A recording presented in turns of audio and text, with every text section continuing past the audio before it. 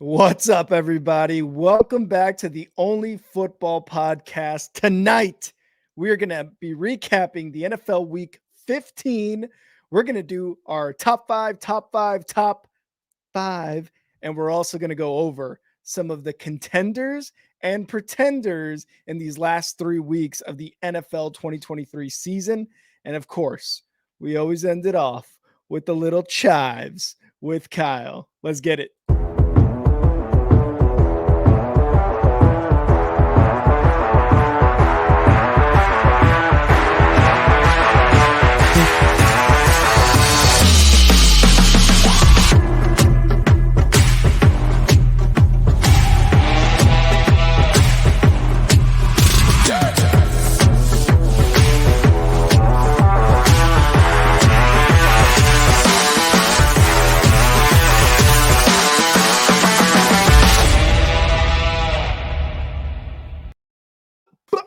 Ladies and gentlemen, we are here ready to let you know what we think of everything that's happened in week 15. I'm Kyle and that's Rick. I'm Rick, that's Kyle. And at least for everybody that I know, we all lost. I literally don't have a friend that won this week. Now, I've really thought about it. I mean, Steelers, Jags, no friend. Wow, we're gonna start toxic tonight. Okay, just kidding. Okay, so Steelers lost, Jags lost, Bears lost, Broncos lost, Giants lost, Jets lost. I mean, am I missing anybody? Do we know anybody that was happy this week at all? Colts? Ginger? Okay, Ginger. I'll give you that one. The Colts gotta give them that one. Be happy about. Yeah, but overall, I guess if you're gonna fall, you want everyone to fall together. So I think I'm staying optimistic, and we'll talk about it later tonight. Like you said, we're going to have a whole thing, contenders and pretenders. It's going to be awesome, and it's going to answer a lot of questions. So let's get right into our recap, okay? We had a triple header on Saturday, and we're going to skip right over the game with the Raiders and the Chargers because 100%. I think we beat that to death, and Staley got fired and 60 points, all that. All right. Moving on to Saturday. We had very good football. The first game was great. The next two weren't as great, but we're going to start with the best today. The Minnesota Vikings did not get the win, but they were up 2 scores in the fourth quarter. And the Bengals came back and won this game. It was an incredible comeback. 24-27 was your final score. Rick, what did you think about this game? What a game this was, man, because the Vikings looked pretty damn good in this one for about 3 quarters. And then the Bengals and Jake Browning came back and were like, oh, yeah, we've got all these weapons on this team. Why aren't we winning? And Jake Browning, that's exactly what he did. I didn't know this little known fact, and maybe you did, Kyle, maybe the viewers did as well, but Jake Browning, he got cut from the Vikings practice squad 2 years ago. I don't know if you knew that. I did. I didn't know that, but I heard it. Yeah. Oh, okay. Because somebody was like, I think I learned it on a Grassi video because I think he was making a joke that the Vikings cut him. I mean, and look what he did to his former practice squad team, however you want to say it. 324 yards, 2 touchdowns, and he wins his third straight start. So the Bengals are starting to look really good in this playoff picture. Mixon scored a touchdown. T. Higgins scored for the first time since week 2, and he had 2 touchdowns in this game. So the Bengals are looking good for the playoffs, and especially after going into the fourth quarter, being down 17-3, they score 3 straight touchdowns to not only tie it, they go into overtime and they hit that field goal to win it in OT. So the Bengals, this game on Saturday, they looked really damn good. And Jake Browning just continues to prove that, or at least to the Vikings, that you shouldn't have cut me, assholes. So he did really well against his former team. On the other side for the Vikings, great start. Defense, one of the best units, I think, in the last few weeks. defensive wise for the Vikings. They just could not close it out, man. They could not close it out in the fourth quarter. Nick Mullins looked really good in this game. 303 yards, 2 touchdowns, 2 interceptions. But I mean, it is what it is with Nick Mullins. He's making his second start, I believe, or at least the second appearance in a game. First start for I believe against the Bengals. I thought it looked like a quarterback that could build off of that. And Nick Mullins came from San Francisco, so he was coached up by Kyle Shanahan. Mm-hmm. Not everybody pops right away. Maybe he's having a growth spurt, in Minnesota. And holy shit, if Kyle Shanahan has his fingerprints on this guy, who knows, man? I thought I was very impressed by Nick Mullins. Yeah, and this Vikings offense, which in weeks prior, even with Joshua Dobbs, it looked so much better. They had over 400 yards of total offense, two scores to Jordan Addison. The second string running back Chandler had a rushing touchdown. Like, this offense as a whole with Nick Mullins there under center looked way better than it had. Dog shit. No, it looked way better. So props to Nick Mullins and whatever they're doing with the offense now with him there. Yeah, and on the Vikings side, right, there's going to be this is a crucial end of the schedule for the Vikings. I mean, you got the teams. I have them down here actually. Okay, so it's going to be okay. No, I didn't write him down. Sorry, I thought I had. Boo, Kyle! Throw a dog shit in the chat. You can throw a dog shit in the chat for that. Yeah, but the AFC and the NFC playoff picture still is totally up in the air right now, and Cincinnati is in the thick of it now because of Jake Browning. They've put themselves in good shape moving forward.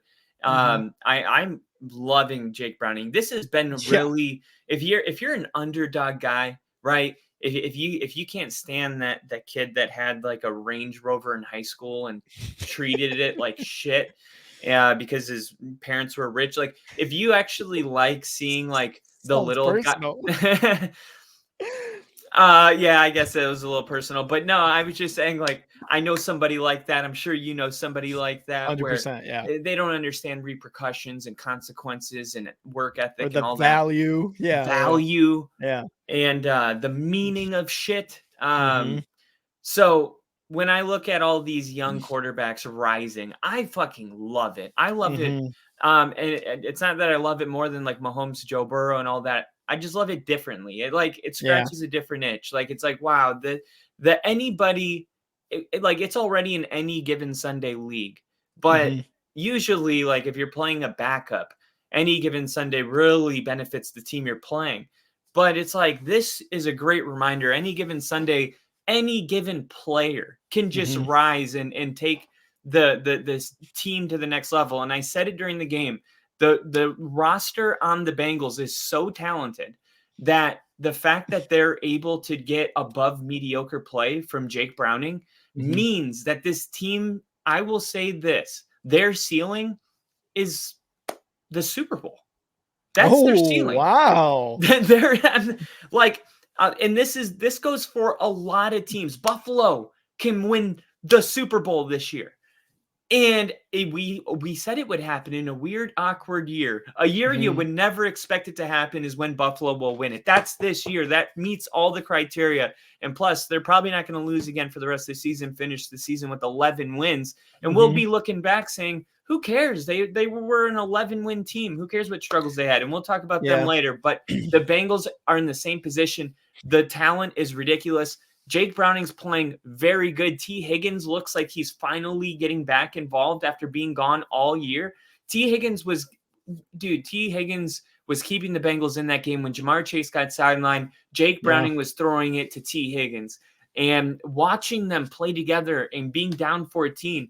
And the Vikings are the hardest defense the Bengals will play until they get to the Super Bowl potentially.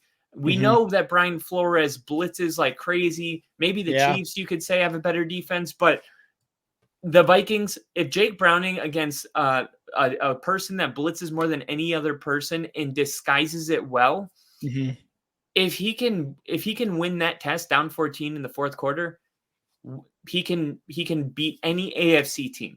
any AFC team. And the reason we spend a little extra time in this game is because it's a big deal. It's a big deal when a franchise quarterback goes down for the whole season, and you're just hoping some guy can step in and maybe take you to the playoffs. Jake Browning has proven that he can take this team a lot farther than just a wild card round.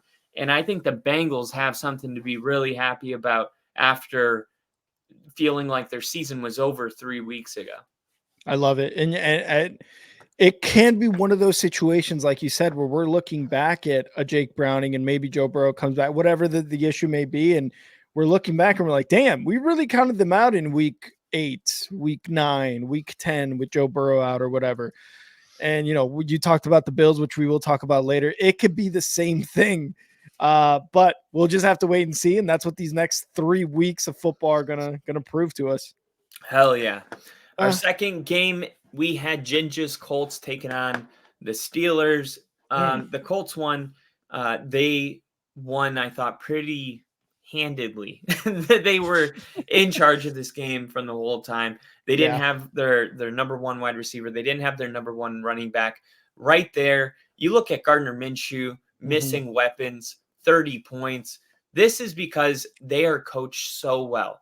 And they found their Kyle Shanahan. They found their Mike McDaniels, or Kyle Shanahan. All these guys, like, they got one now. Shane Steichen is that dude. Yes. And what's crazy, and this is I'm going to let you answer this, but I thought the defense looked really good in this game, but the Steelers' offense makes every defense look really good. So I'm kind of holding back a little bit on that. But I still loved what I was seeing. The fundamentals were there. They were wrapping up. They're making tackles. They're flying around to the ball. Like, there's just an energy with this Colts team. And you're seeing this with a lot of teams, but especially the ones that are coached really well. The Colts they got to be feeling like they're on top of the world right now. Dude, they are. And this isn't a season where Gardner Minshew was signed onto this team. We've talked about it before. We signed onto this team, said, hey, you're going to be our starter. They went and drafted Anthony Richardson, told him, hey, you're going to sit behind him. And he said, okay. Anthony Richardson gets hurt a couple times, and then on the last time is out for the season. So Gardner Minshew comes in and pretty much does exactly what he expected to do before they drafted Anthony Richardson, which was become the starting quarterback for the Colts. And he has taken that role very seriously, and you could see in his play what he has done. They're one of the top scoring offenses, and that necessarily isn't all on Minshew. You mentioned Shane Steichen as the head coach and offensive guy. Like, it's on Steichen. It's on the fact Jonathan Taylor signed and came back, Zach Moss's emergence, Michael Pittman and Gardner Minshew's relationship. Like, all these things are working in unison at once, and you see it in their play.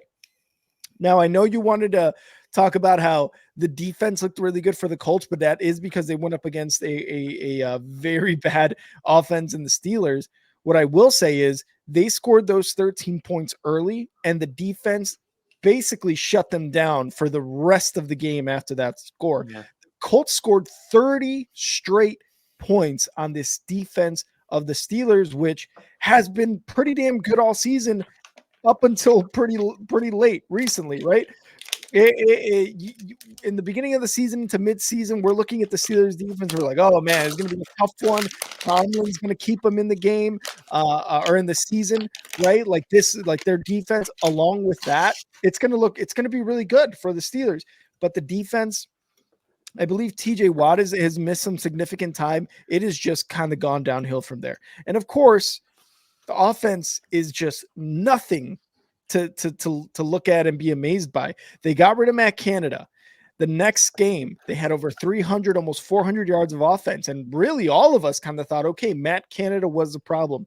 That is not the case. Even with Kenny Pickett before he got injured, still not really looking good offensively. And you throw in Trubisky, which I love him. He's a first-round guy, third overall pick or second overall pick, whatever he was, but he's just not a good quarterback. And the shitty thing is that the Steelers have really, really good weapons there on the offensive side. But when Trubisky's throwing 2 interceptions, and I think he had like less than 150 yards, something like that, it's going to be a tough game for them. But the Colts, again, they had some losses. Pittman and Zach Moss both got injured in this game, but their third and fourth string running backs, they had over 150 rush yards. They are the 7th seed in the AFC playoffs. They've won 5 of their last 6. Jinja, your Colts are looking really good. And in terms of the Steelers on the other side, dude, I'm starting to think that Mike Tomlin, with all of the player issues that he's had in years prior, I don't know if, offensive players want to come play for him anymore. Now, Matt Canada was a big issue for that, but you look at the players that have, had major issues with the Steelers. Chase Claypool, what was the running back's name that went to the Jets a few years ago? I'm already forgetting his name, but you have Deontay Johnson. James Robinson. No, not James Robinson. It was somebody else. I'm sure someone in the chat can help me out. Last year, he went to the Jets at the trade deadline, right? No, from the Steelers though. Oh, he went to the Jags from James Conner? No, he went to the Jets from the Steelers, and it was probably like 3-4 years ago or something like that. Oh, Le'Veon Bell. Le'Veon Bell. The other receiver who went absolutely crazy but won a Super Bowl with Tom Brady with the Bucs. AB. Like, you have all these players, Bell. Thank you, Crafty. You have all these players that seem to have huge issues and go into other teams, and while they may not succeed on those other teams, minus maybe AB with a Super Bowl win, I don't know what it says about the locker room on the offensive side about Mike Tomlin. Like, he's had a ton of this happen in Pittsburgh in the last 10 years, I would say. So I don't know what's going on in the locker room there. I don't know if Mike Tomlin is, he has been very consistent in terms of winning percentage and in terms of putting a good football product out on the field. What goes on in the locker room, though, it seems to, I don't know, things are starting to emerge. It's starting to look, when you look back, it's starting to look a little weird. It's starting to look a little murky, dark waters type shit. But that's all speculative, but I'm just asking questions. Colts look good, though. Yeah, it's like, on one hand, as soon as Mike Tomlin got another winning season by winning Week 18 last year, we were like, Mike Tomlin's one of the greatest coaches of all time. Mm-hmm. He's never had a losing season. I mean, this wasn't even a year ago. Mm-hmm. And it just shows you how, like, when you don't win, how people react so quick. I mean, but you also got to look at what's going on in the past. That's why I'm bringing up Le'Veon Bell, AB, Chase Claypool, and even now Deontay Johnson and George Pickens. You see the effort all of those guys put on the field in recent years with the Steelers, and it's like, what is it? What's going on there? Well, a lot of that Le'Veon Bell was a contract issue, and AB got fucked up in the head, I think. With that hit by Perfect, yeah, I would say so. But Mike Tomlin's a great leader, and he is one of the great coaches of our generation. And on the other hand, when's the last time you really took the Steelers serious as a threat? I'll wait. Yeah, 2004. I'm serious. Like, even when Big Ben was there, we didn't care the last 5 years. Like, maybe Steeler fans thought they were good. I know how it is being a fan. You get, you look at your team different, but we didn't. The world didn't think the Steelers. So I do think I see both sides of the story when it comes to Mike Tomlin. Absolutely. But just what he's done so far, I think he earns, just like I said with Belichick, I think these two guys have earned the right to draft one more quarterback and see if they can hit, because all that's going to happen is Belichick's going to go to the Chargers and succeed, and it's going to be because they have Justin Herbert. I mean, you just need a better quarterback. Mitch Trubisky is not it. Mason Rudolph is not it.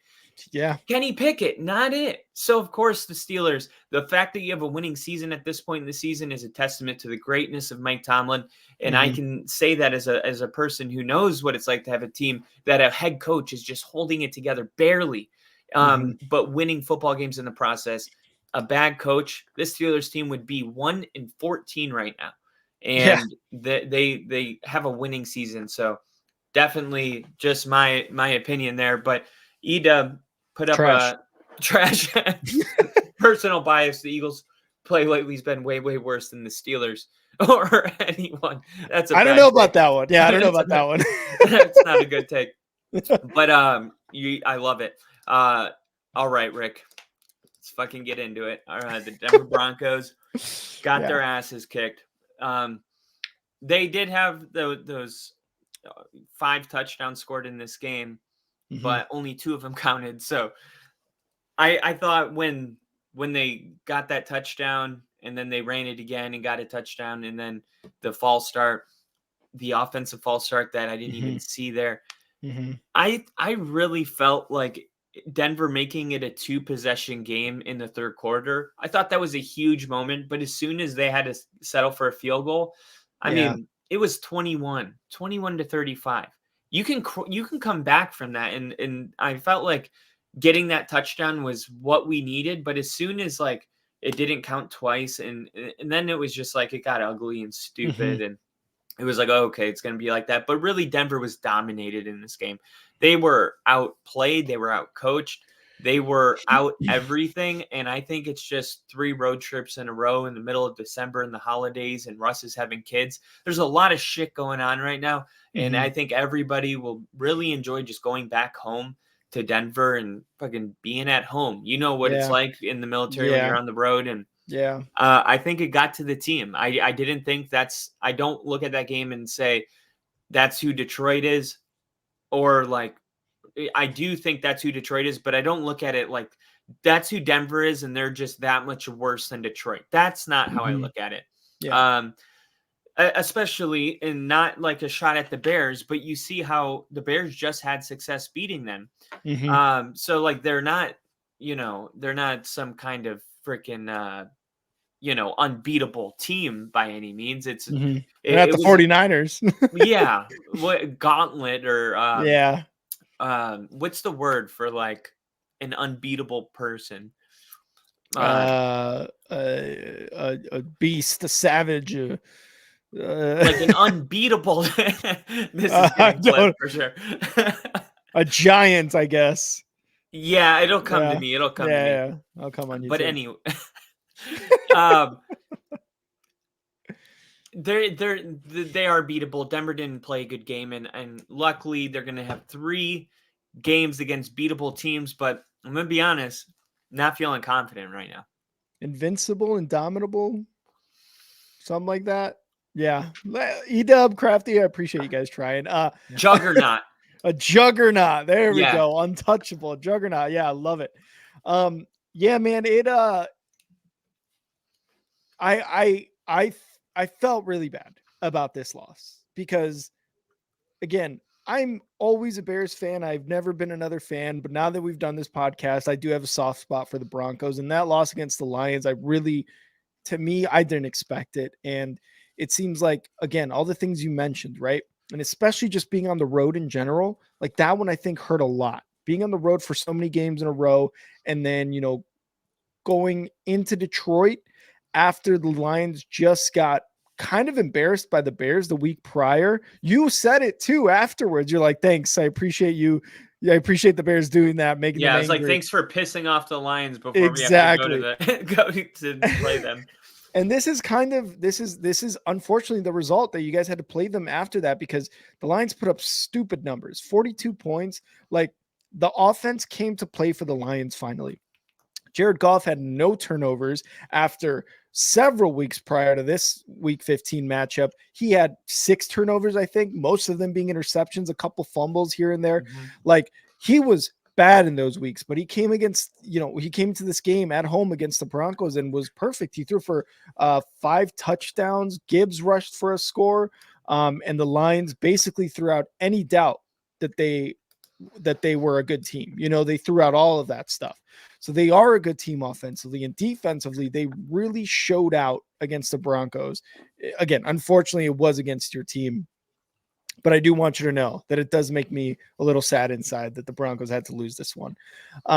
Is in terms of the Broncos, man, to me, it seemed like maybe there wasn't enough I don't know, the game planning on Sean Payton's side. I don't know. It just seemed like maybe it was again, maybe it was just a combination of all the stuff that's happened prior, and it just all came to fruition for the Lions. But the Broncos did not seem prepared for anything that the Lions were doing offensively or defensively. They had a very promising first drive, and what happened? Did Russ fumble or throw an interception? I forget what happened in that first drive. Yeah, they It was a hit turnover, Jerry right? Jeudy on the first on that slant. That was Mhm. awesome. And then they had another good play.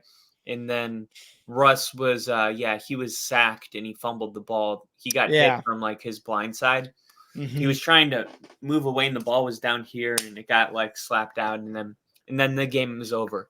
Like I Yeah. just wonder, I just wonder Mhm. if Mhm. he doesn't fumble, what this game is like. What happens, right? But and I say the same thing about the first snap at Super Bowl 47 or mm, 48 with mhm. Peyton Manning snap being a safety. Like you All the have way these behind them. moments early in a game where you'll always look back and be like, I wonder if you just remove that. That's a game altering play. If you just Mhm. take that away, whole new destiny awaits us. But unfortunately, the ball didn't bounce our way. No, not in offensively, man. It was just series after series of 3 and out, 3 and out. The Broncos only had 75 yards of offense that first half. I think a total. I can't remember the total yardage, but I think it was like just over 200, something like that. Um, it was a rough time for the Broncos. You had that offensive offsides penalty.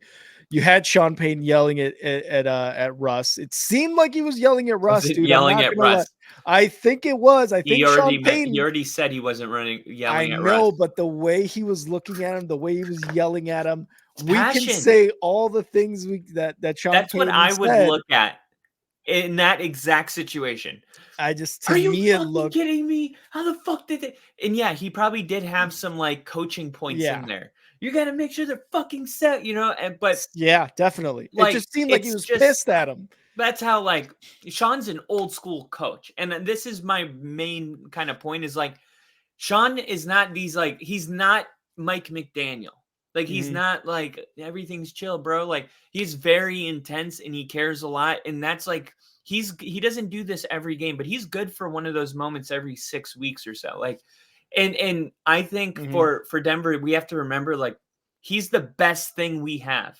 So Yeah. spending any time trying to create a story about how he's yelling at Russ. Like he even said, and they asked him about it again on Monday Mhm. in on the Zoom call, and he's like, they were like, "Are you going to talk to Russ about what happened?" And he's like, "No, because nothing happened. Me and Russ are fine. Our relationship's great." Like, I totally get that, and I just think in the moment again, I just think it was like there was a disconnect between what he was calling or what he was yeah. seeing versus what Russ did. And So Bronco fans are saying that like we're split right now. Half are like he yeah. needs to take responsibility and not try to Mhm. make Russ the scapegoat. Oh yeah. Um, I don't know if that's the issue really. I But, don't know like, if people are taking it there, you know what I okay. mean? And I'm Yeah. like, first off, like, don't draw a conclusion when we don't know what he said. Like, Mhm. only Russ and Sean Payton know, because I've been mad before and I'm venting to a friend and Mhm. to a stranger in the parking lot, it would look like I'm fighting with this person. And I Yeah. could see how that might look on TV, like he's, you know Yeah. but I'm That's pretty sure a lot of that had to do with the ref. But why the fuck did he not throw a challenge flag? I'm gonna hold him accountable for that because absolutely. you have to Absolutely. throw your challenge flag. 2 touchdowns, and then whoever's responsible for telling him in his earpiece to throw the challenge flag is even more of an Do that. asshole. Yeah, do that shit. Yeah. You and I were sitting here during the stream just pissed off that he wasn't, doing that. So I again, and last note on this, I do want to give a quick shout out to your boy Laporta. You have him in fantasy. First rookie tight end to get 70 receptions, 700 yards, and 9 touchdowns. He is going to be insane in the league. Yeah. He's the real deal, man. Mm-hmm. All right.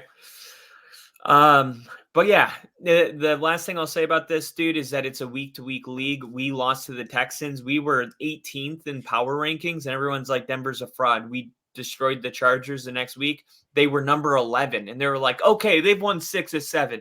Then they lose to Detroit. Now Yeah. it's like, oh, this team has no margin for error. They're not Mhm. for real. They can't keep up. If Denver wins on, then it's just going to keep doing that. And you just got to, like, as a fan, you just got to ride the ride. You know what I mean? Like, Yeah. you just, it's 1 week. We got to deal with being losers for a week. But if we win on Sunday, all this goes away. So All of it goes away, 100%. And Russ still believes, man. Like that guy, like if you want somebody to stand behind, and if there's somebody you want to block for, if there's somebody you want to catch a pass from, it's fucking Russell Wilson. Yeah, right you're now. like, dude, Russ believes. He like brings Russ, a whole new meaning to what belief means. if nothing else, that dude believes, and he has We've definitely gone through some tests and gone through some trials. There have been some tests and some trials. All right. There's going to be a lot of tests and trials for this game. In our patience. I mean, 7-9. I know it's raining, man, but come on. This is crazy. 7? Mhm. 7. I mean, Bryce Young, he led a game-winning drive. Congratulations. Good for him. Game-winning drive for the Panthers' second win this year. And it was a game, dude. I was watching it on Red Zone. I could see that it was raining really bad. I thought the Falcons were going to win that game, but ever since they fired their coach, remember we talked about this. I took the Panthers. But the Falcons, man, they have the ability. The talent is ridiculous. Their playoff hopes takes a huge blow here. They dropped to 6-8, and they're with the Saints and Bucks. They had an opportunity just 2 weeks ago to take a 2-game lead on the Saints, and now here they are. And I will say their chances of making the playoffs are definitely damaged after this loss. The 3 games remaining, you do have the Bears in between these two, but Colts and Saints are the other two. So I don't think they beat the Colts. Bears are winning right now, but who knows? Anything could happen in that game. And then the Saints game, I think anything could happen. So I still think that there's a chance that they could make it, but a late season collapse doesn't have me optimistic. No, and the Falcons, like, they really fucked up, man. They got weapons. It's just their quarterback, and really, I think at the tippy top of it all, it's Arthur Smith's play calling or head coaching in general is what's really killing this team, man.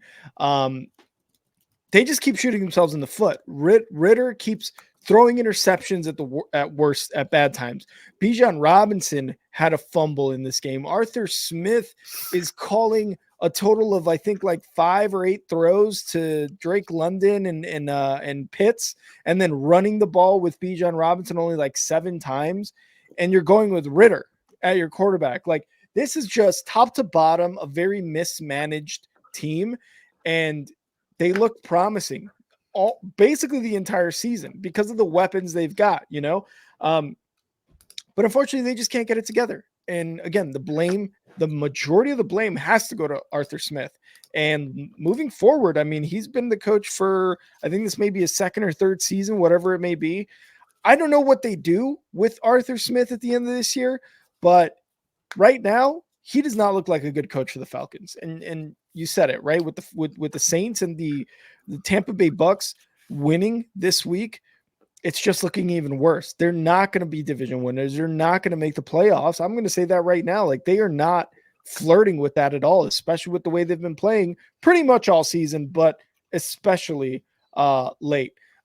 Patterson was the only one with the touchdown today. That was the only touchdown scored, and it was a shovel pass from Ritter to Cordero Patterson. So that was cool for, the Falcons. But you mentioned it, Bryce Young, 7.5 minutes left in the 4th quarter, and takes up basically all that time in the 4th quarter, 90 yards for a game-winning field goal from Eddie Pinheiro. That is the 2nd time Eddie Pinheiro's or at least with the Panthers. Both games that they've won have come off Eddie Pinheiro's foot. And, they come away with 3 field goals, and that was enough to win the game. And that's enough for the Panthers to get two wins. And I believe that's the interim head coach, Chris Tabor's first win as a head coach or as an interim, whatever it may be. So not a lot of stuff going on in this game. Like you said, tickets were 45 cents. They were reselling for $4 online. No. Dude, it was bad. Empty stadium. I think I forget who was it. I think it was Bill or somebody sent us that picture. 20 minutes before the game. Bad fan base. 20 minutes before the game, stadium empty. And you can't blame them. There was a ton of rain and it was shit. And also, I blame them. Just like the weather, the team was shit. So, but 45 cents for a ticket, you got to be shitting me, dude. Yeah, dude. Man, we'll never be that. We'll be in the rain watching our shitty football team. Oh yeah, I will. Yeah, dude. They need weapons. They need a lot of things. They're going to need a quarterback, so they're going to probably have to scoop on up in 2024. But their receiver with the most catches, Adam Thielen. And I think he dropped the brother out a little bit. And I think he dropped a touchdown in this game. Did he? Yeah, I think so. Okay. So that's your best receiver. Yeah. All right, our next game, we had the Bears and the Browns. The Bears had a chance to win this game, and I'm not talking about the Hail Mary. I'm talking about the fact that they played a better, more complete football game, and I'm really impressed with what I'm seeing from Montez Sweat. They were doing a great job of pressuring Flacco. We were watching that game together for a lot of it.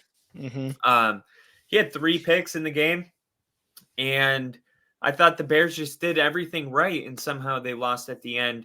But Flacco undefeated with the Browns. I guess first I'll say, how do you feel, from a Bears perspective, and then what's your take on Flacco and his ceiling with Cleveland? Flacco with the Browns, man, he's been resilient. This team, I think, as a whole, this entire season has been very resilient. They're 9-5. They have had 4 different quarterbacks. They have had Nick Chubb go out with injury. They've had a ton of injuries across the board. In this game alone, I think 3 of their starters, both on the offense and the defense, were out. So this was almost a plus for the Bears in just all aspects. You held Myles Garrett to no sacks in this game. But Joe Flacco, right? Like, let me go back to it before I get angry into the Bears. Joe Flacco doing really well with what he came into with the Browns, right? I think I believe, is that his 3rd win or 2nd win, something like that? Second win, right? Well, I think he might. It's 2 or 3. It's 2 or 3. Yeah. Flacco. 3. He entered this game with the 2-0 record. Yeah. Okay, so this is his 3rd win, right? Flacco looked bad early. Just off the rip, he looked bad early. He had 3 interceptions. Where was it? Was it 3 picks? Yeah, 3 picks. But in the 4th quarter alone, this is like resilient Flacco, resilient Browns team. In the 4th quarter alone, he had 212 yards passing and a score. That's how you know the Bears gave up. As far as the ceiling with Flacco, man, I really don't know, because in 3 games, and this is his 3rd win in those 3 games, he's fucking 75 years old, basically retired and on Medicare right now. And yet he's coming into the NFL and winning 3 games. That's tough to do in any NFL, right? Like, it doesn't matter how old you are. That is tough to do when you were on the couch a month ago. Crazy. So yeah, I really think if he can continue doing this and the Browns continue to be the resilient team they are, they could get into the playoffs on a wild card. Flacco would have to play better. He would have to not have as many picks in that first half like he did. And the Browns, I think, as a team, while resilient, they have a 5-0 record in games decided by 3 or fewer points. You really don't want that going into the playoffs. You don't want to have that, I guess, like reputation sticking, right? Like through these last 3 weeks and into the playoffs, if you do get in. I mean, it's awesome that you're winning these close games, but you have to come back 10 points down to the Bears, right? You have to come back from those games. And yes, you're winning, but dude, if you're in the playoffs and there's a team like the Ravens or the Dolphins and they're up 10 points, you're going to be hard pressed as a Browns team with Flacco at quarterback to come back against a team like that in the playoffs. But can they get into the playoffs? Absolutely. As long as Flacco plays as well as he did in the fourth quarter against the Bears. Now the Bears, you said it, Montez Sweat has been absolutely amazing. He has 6 sacks since he has joined the Bears, and that's just under half of his total for this season, which is 12.5. He has had a ridiculous amount of pressures. He has taken the pressure off of other defensive linemen who get in there and cause pressures, cause hits, cause sacks. So he has just been wonderful for the Bears, and they have him for another 4 years. So this was a great signing by Poles. Another brilliant signing by Poles, really, at the end of the day, which just reinforces my belief into Poles as a GM. Now, the Bears going into the fourth quarter had a 10-point lead. What did they do the 3 quarters before? Because they were up 13-3 or something like that.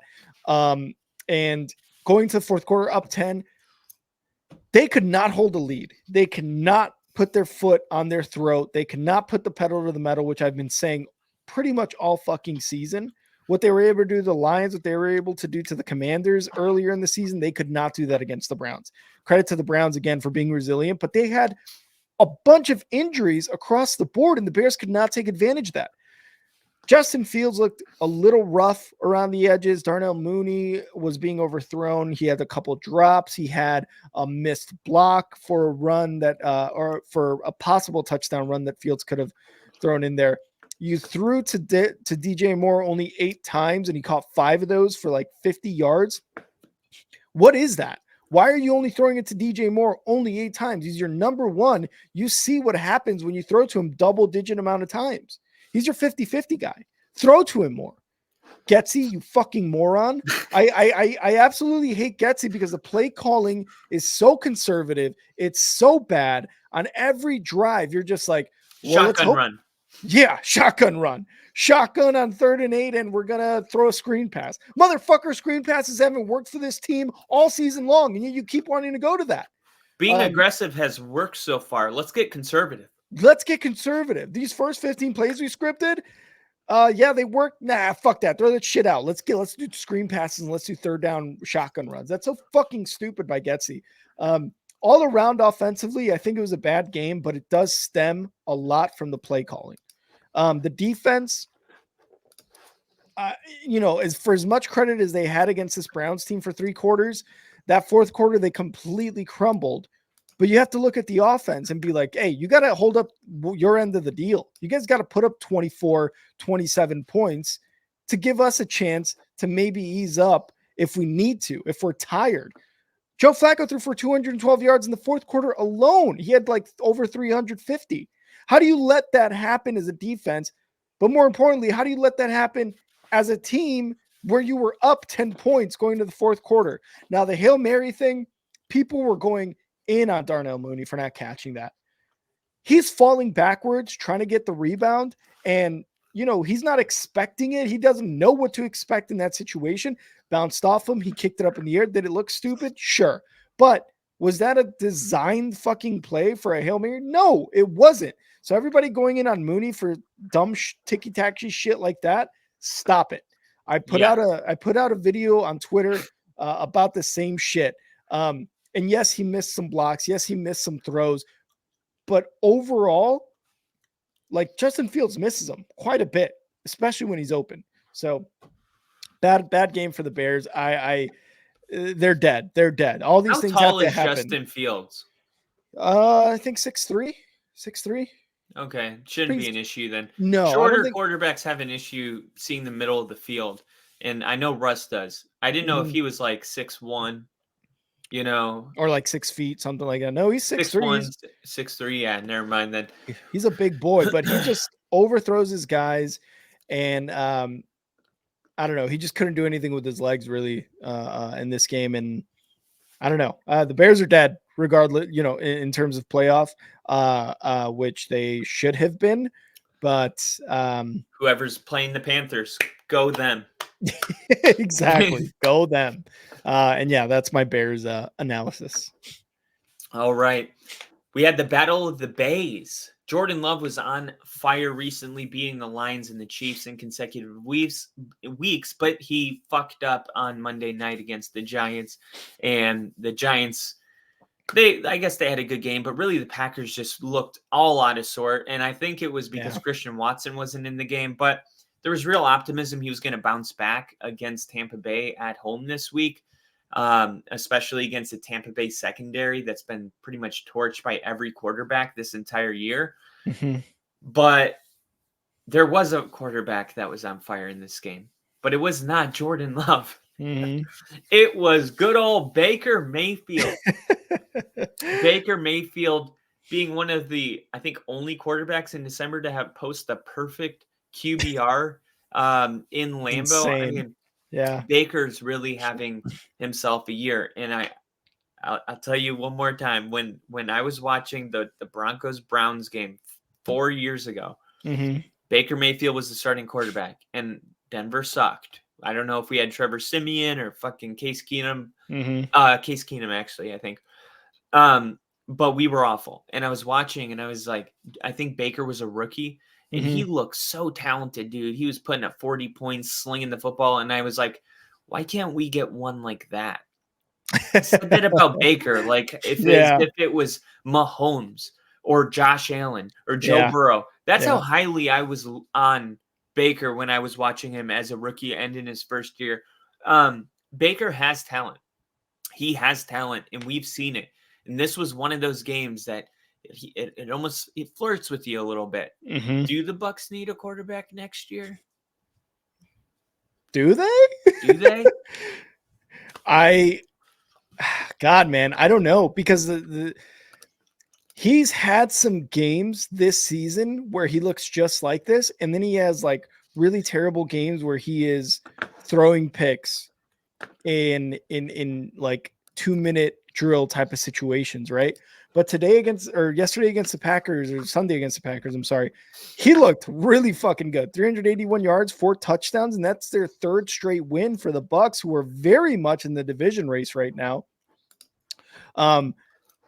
Baker looked really good against a Packers team who, yes, they're missing Jair Alexander, and I think that's 6 games in a row that Jair Alexander has missed. And their secondary seems to be, or their defense really as a whole seems to be struggling against that. Because of that, I mean, but the Bucs may not need a quarterback if Baker can lead them to a division title, a winning record, and a possible playoff berth.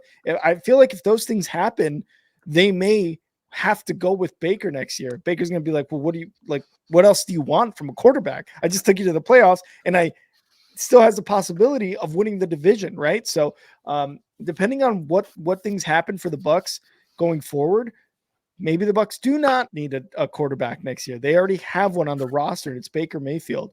Other than Baker, Godwin at 155 yards, 10 catches. Rachaad White caught a score, rushed for 89 yards. And then the Packers.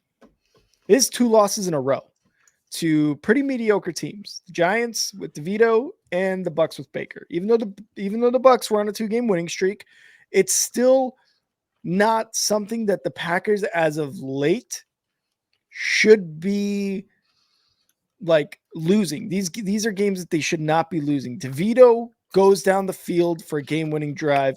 Baker blows the absolute brakes off these guys. And you're right. Maybe the loss of Christian Watson on the offensive side has been big.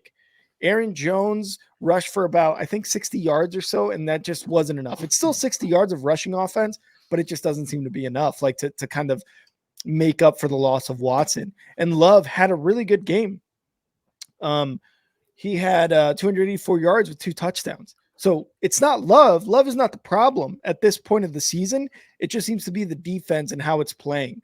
But yeah, man, for Baker to go into Lambeau, we both said it. He's coming from Tampa Bay to Green Bay. Kyle's drinking his own piss, and he still gets the dub, which, by the way, is his first dub against the Packers. I think in Lambeau.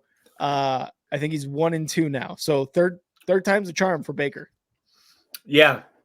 And he's probably lucky he even got a 3rd time. Miami Dolphins. They fucking destroyed the Jets.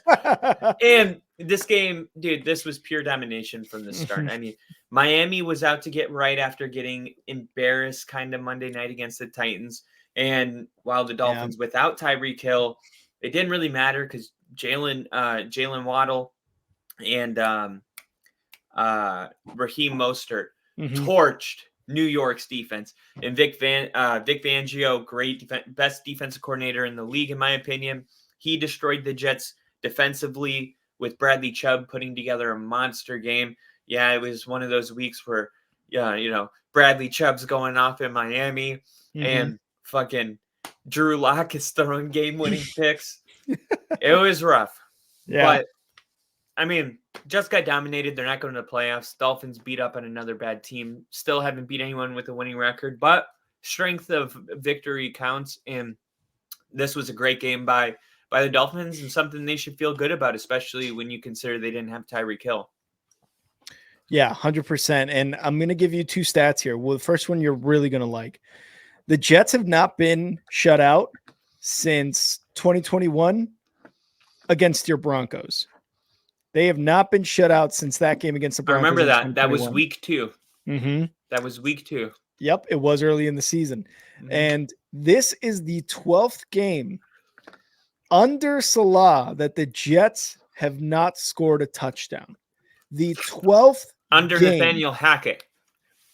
Yes, but who's the head coach who allows Nathaniel Hackett to have a job? What do you do? Salah. It's Rodgers' guy. He's going to be there next year. What do you do? Isn't that just mind-blowing? 12 games without a touchdown? Like, oh my God, dude. It is worse than anything.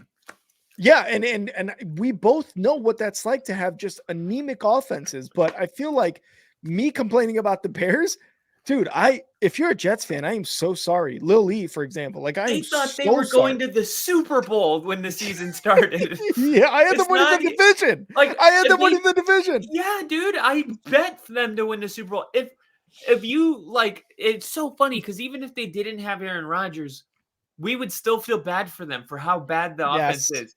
Yes, but it's just salt in the wound that they were promised the Super Bowl 4 months ago. Yeah, and now it's like, oh. No, we're not. Rodgers is gone, but not only that, you guys will be the worst offense in the league. Like, who fucking cursed this Jets team? It's bad. We talk about how dominant the Dolphins were too. And Salah is a defensive guy. He, you got to look a few years ago. Salah and Mike McDaniel were on the same coaching staff for the 49ers. One was the offensive or quarterbacks coach or whatever. The other guy was the defensive coordinator in Salah.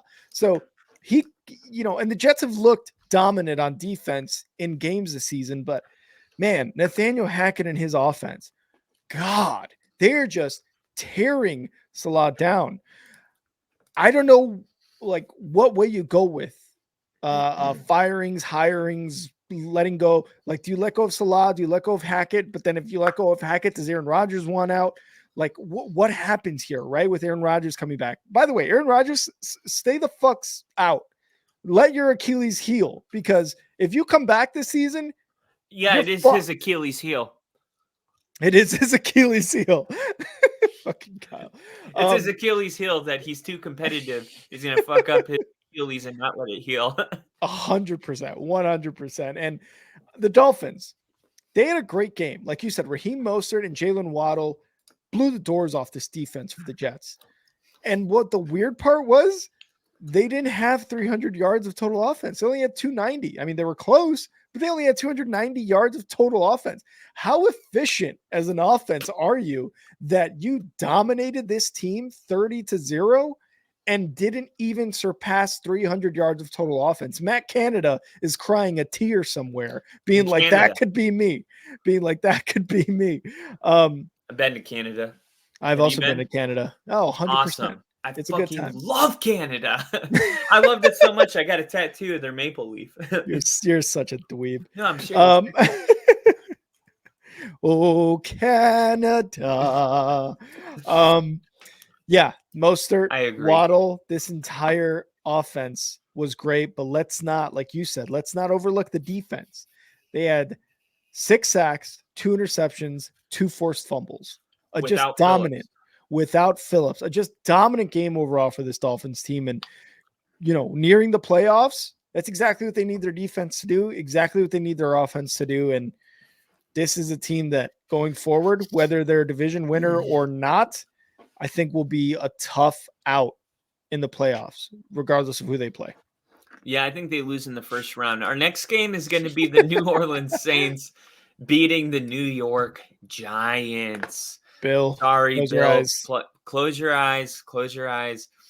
There's been so much hype though with Tommy DeVito. I mean, I'm enjoying it. I like Danny DeVito so much more than Danny Dimes or Tommy DeVito, but that's just me. Combination. It's such a good Danny DeVito. Just it goes hard. DeVito, he failed to finish this game. I mean, he took a huge hit in the second quarter, and I saw. Did you see? Sorry, really quick. Did you see that thing about Danny DeVito not going to that local pizza spot because his agent raised his fee from 10,000 his to appearance fee? I did see that. He's a bad guy now. Although I don't know. Villain. I just don't know what's going on with that. But I'm like just scrolling, and I'm like, what the fuck is going on? It's ridiculous. It is ridiculous. Yeah. But yeah, man, I didn't pay close attention to this game because I'm not interested in both of these teams right now. The only thing interesting about the Giants to me is DeVito. I like that story. I always like these guys just, that against the odds and stuff, but the Saints get the win, and no one's going to be like thinking anything about the Saints really. I mean, maybe they win their division, but I think what the Bucs did is definitely way cooler than what the Saints did. And yes, Olave was sidelined. He has he's dealing with a rib injury, so they didn't have him. And man, I mean, he is such a dynamic threat. I mean, he's getting 8 to 10 targets a game, and the fact that they were able to win and score over 20 points without him, I think that could be something that's kind of encouraging. But yeah, I don't have a ton on this game, to be honest. No, and really it kind of just the Giants loss revolved around the DeVito story. It's over. It was cool while it lasted. It was 3 games of just, hey, Tommy Tuds. But the story of him upping his appearance fee is hilarious, and it just adds to like the lore that is Tommy DeVito on the Giants. Only 177 yards for him. Saquon only rushed 14 yards. The entire offense looked out of sync and just bad for the Giants. Tyrod Taylor came in for a few plays because I think DeVito got hit pretty hard. So I just the entire Giants team is looking really bad, just really bad. And like you said, they're not going to make the playoffs. None of this is happening. It's over for them pretty much at the end of this. But the Saints, they finally look like a team that wants to win a division title, that maybe wants to win some games that are maybe like, hey, let's go into the playoffs. Who that say they gonna beat them Saints? Texans, Titans. Really anybody with a winning record. But anyone in the NFC. Carr looked really good in this game, and this is a couple weeks after being booed from his own home crowd. Boo this man. Boo this man. So he looked a little bit better. 218 yards, 3 touchdowns. This was without Olave, by the way. So he was kind of spreading the ball around to his guys.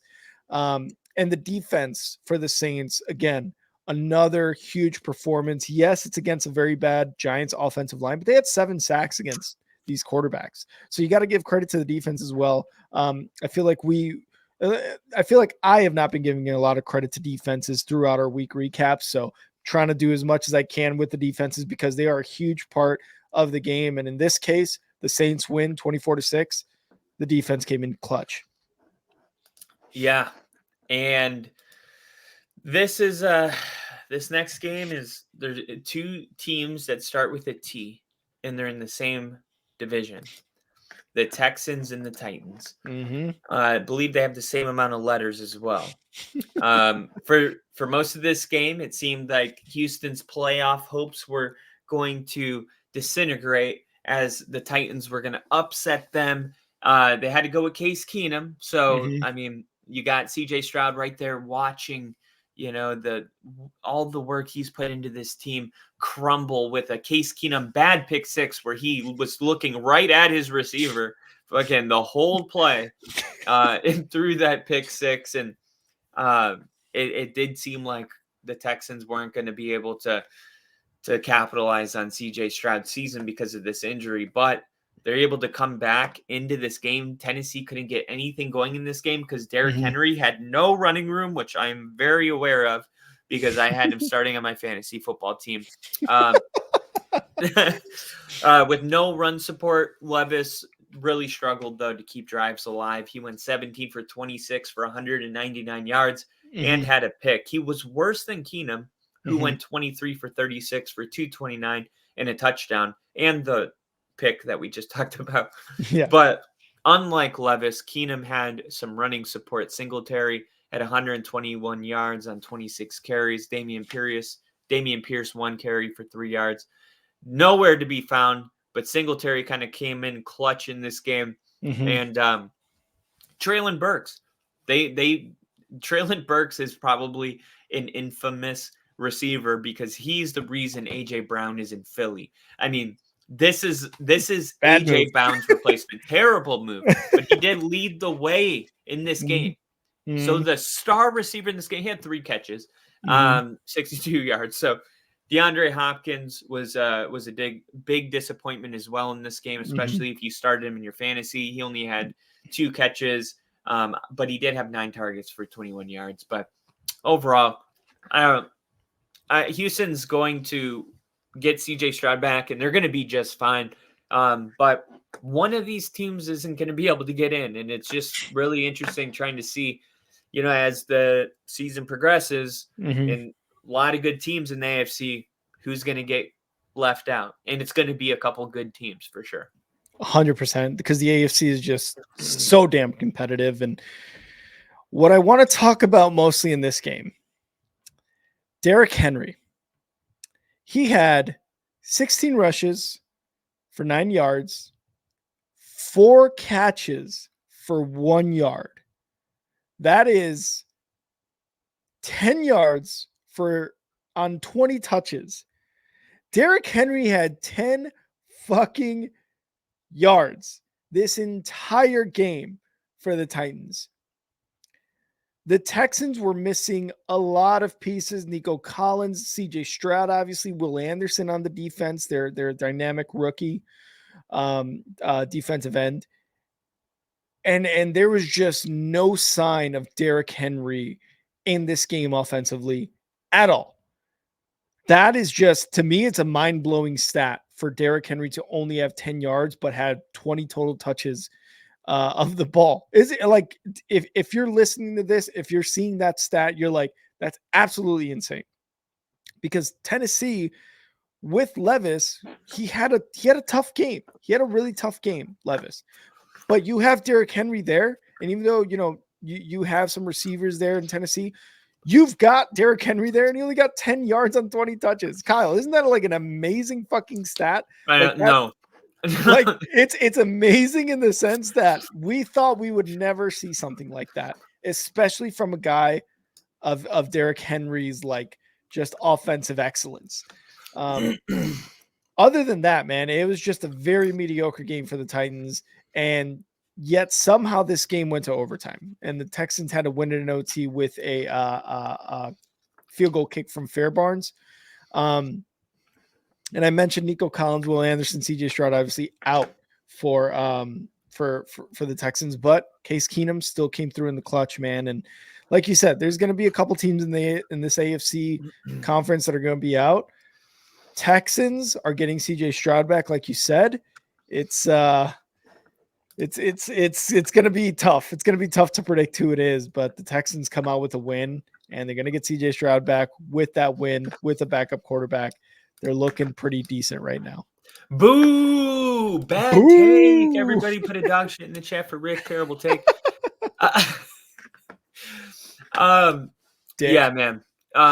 It's funny because one of these, like I said, who's it going to be? Who's it going to be? Yeah. I'll tell you who it's not going to be. It's not going to be the Chiefs that are left out of this this whole playoff ordeal that's about to start. The Chiefs were double-digit favorites in this game, but I would say their offensive problems didn't really stop. They had countless drops, mental mistakes, not just in this game, but all year. They continued to shoot themselves in the foot in this game. Mhm. An offensive pass interference negated a significant gain that was followed up by an intentional grounding call on Patrick Mahomes. Oof. The Chiefs then had Mahomes come out and throw a pick. Wasn't his fault because the New England linebacker was able to wrestle the ball away from Blake Bell, but you just see that there's still something not firing right about this Chiefs team. And the Patriots, they didn't get the win, but they weren't far from it. I mean, they were playing a close game the whole time. It was 10-7 in the second quarter. I mean, this wasn't the game that you're like feeling great about, but it's the NFL. You almost scored 30 points. You were on the road. I think this is something that Kansas City can be happy about. And I also think this is a game that they will build on in the next couple weeks. I think the Chiefs only get better from here, but they needed a win, no matter what it looks like. Yeah, and while they did have a lot of mental mistakes, you saw that Rashee Rice for the Chiefs is like, that's going to be Mahomes' go-to from here on out. It's not going to be Kelsey, although it might still be, right? But Rashee Rice, in terms of wide receivers, is going to be his go-to guy. 91 yards and 1 touchdown. All the bad press the receivers have gotten on the Chiefs side has been 100% earned because of drops, mistakes, offensive offsides, which started an entire fucking Domino effect. Domino Ripple effect. Yes, thank you. An entire domino effect of offensive offside calls by the refs. But Rashee Rice seems to be that guy now for Patrick Mahomes that can maybe be that, like, all right, I can throw it to Rashee Rice and he can do something with this, or I know he's going to be open, right? Maybe it's going to be his next Tyreek Hill. You had Isaiah Pacheco out of this game, and yet Edwards-Helaire and McKinnon were pretty dynamic and pretty good in this game. I mean, McKinnon threw and caught a touchdown in this game. So Jared McKinnon is the third Chiefs player ever with a TD and a receiving in the same game, along with Tyler Thigpen and Curtis McClinton in this episode of How to Make It About Denver, 1963 against the Denver Broncos. I had to splash this in right here. I love it. And it was right as I was saying it too. So perfect timing. So you had those backup running backs with Isaiah Pacheco out, make up for it. Mahomes threw 2 interceptions in this game. Like you said, the offense didn't look like the well-oiled machine we've seen the Chiefs to be, but they were still able to get those next guy up moments from Rashee Rice, from Edwards-Helaire, and from McKinnon. So I think it's just going to continue, like you said, for the Chiefs to get better. The Patriots have lost 6 of 7. Zappy threw a touchdown, had 180 yards through the air. Zappy. So that's cool. Like that's cool. Ramondre Stevenson was out for the Patriots, so there was basically all their offense. The Patriots just kind of spiraling down, but they should keep their head up because, like you said, this was a close game against a very tough Chiefs defense and offense, really, at the end of the day. If they don't keep their head up, then they're not going to see the notification when Belichick gets fired, which is going to be a very interesting day for New England and a great day for the Chargers. Mm-hmm. All right. You're like, oh, okay, you're not going to let this go? No, I'm pretty much like... No, fuck the Chiefs, though. I wanted them to roll it Staley for a long time, man. I bet, yeah. All right. So those are our 1 o'clock games. Now we're going to go into our late window, my favorite. Because my this favorite. All right, so we're going to go into the shit that I love. I'm talking about talking about the motherfucking 49. Talking about the motherfucking Rams. What? Why does that say that? I'm so sorry. Why does it still say that? I clicked it. You dumb. No, dude, I swear I did not even type this. Canceled. Everybody throwing a canceled in the chat. I didn't even write it. Oh my god, dude, this is hilarious. Stupid autocorrect or whatever. Okay. Did you The mean Ra- Redskins? No, Siri. Oh, God. Okay. That is so weird, but we'll talk Yeah. about that after the show. Matthew Stafford led a field goal drive to get LA to a quick lead. Washington got moving, chunk plays to Terry McLaurin. Mhm. Look, I thought I was going to start Sam Howell, and then when Justin Fields had 9 points, I was like, oh my God, I made a mistake, and then he ends up with 8. Um, I will say right now, Couldn't win. Stafford, who went 25 for 33, 258, and 2 touchdowns. Kyron Williams ran for $152 on 27 carries, but he Yeah. had 2 fumbles. But it doesn't matter when you run for $150, in my opinion, as And long had as you 2 get a couple touchdowns. touchdowns. Yeah. Yep. So I mean, well, he only had 1 touchdown, but still, if you 1. have Yeah. at least 1, I think 150 yards makes up for 1, and the touchdown makes up for the second. He's probably got like 5 in the last 3 games alone, too. Oh no! I hope he might be a Melvin Gordon. Oh, no. They come from LA, dude. He was a Charger. I think the Rams are a serious team. I think they're ready to compete, and I think they're going to be in the playoffs, and I think they're going to be a frisky playoff team because Matthew Stafford is playing football at a very high level. He is playing exactly at the same level he was when they won the Super Bowl. And yes, they don't have that same team, so I don't think they win the Super Bowl. But as long as they still have Matthew Stafford, Sean McVay, the continuity and the talent, and now you're seeing guys like Kyron Williams, Cooper Kupp. We already know what Puka Nacua is becoming. I mean, I think this team could go all the way to an NFC Championship game. Yeah, I'd be coming too. So the Commanders definitely made this a game in the late in the fourth quarter, and that was after making the switch from Sam Howell to Jacoby Brissett, which is a name we haven't said in a while. I think since last year when he was on the Browns, right? Is when he made a start or something like that for Deshaun Watson, or whenever it was. Jacoby Brissett totaled and then exceeded 3 quarters worth of Sam Howell stats in like 2 drives. And he led those 2 drives to 2 touchdowns. Those last 2 drives were their 2 touchdown drives, which made it a game for the Commanders in the fourth quarter. The Rams were able, though, to come out with a win, 28-20. And that was, like you said, behind Matthew Stafford, Kyron Williams, Cooper Kupp, Robinson. This whole team is looking very, very good as a whole right now for the Rams. And you said it. As long as they have Sean McVay, Stafford, Aaron Donald, they're on the defense. They got newcomers of Kyron Williams and Puka Nacua. Like, these guys are going to be pretty damn good going into the playoffs. And you know, to be honest, I feel pretty confident that they are going to get a wild card spot. They're not going to get the West, obviously, but I feel pretty confident in them getting a wild card spot at this point with the way they've been playing. The Commanders, though, on the other side, Sam Howell looked rough. Bieniemy at the beginning of the season, we're like, holy shit, look what he's doing with a no-namer Sam Howell quarterback. I don't know what's going on as of recently. I don't know if Ron Rivera being the coach is something to do with what's being called on the offense or how the offense is performing. But maybe it's a Sam Howell problem at this point. Maybe he's injured. Maybe he's got an injury that's lingering or something like that. Maybe because he's faking an injury. Maybe he's faking an injury and he wants to be traded to a big market team. Because look what Jacoby Brissett was able to do in 2 fucking drives. Let's start him over Justin Herbert. I mean, at this point, shit, why not? I think he's going to be great. He reminds me of Baker.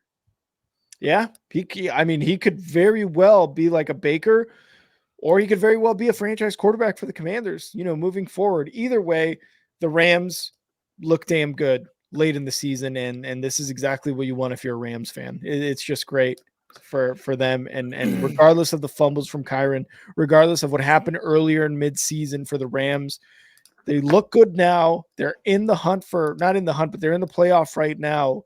They're doing a playoff push. Again, I'm confident in them getting in there.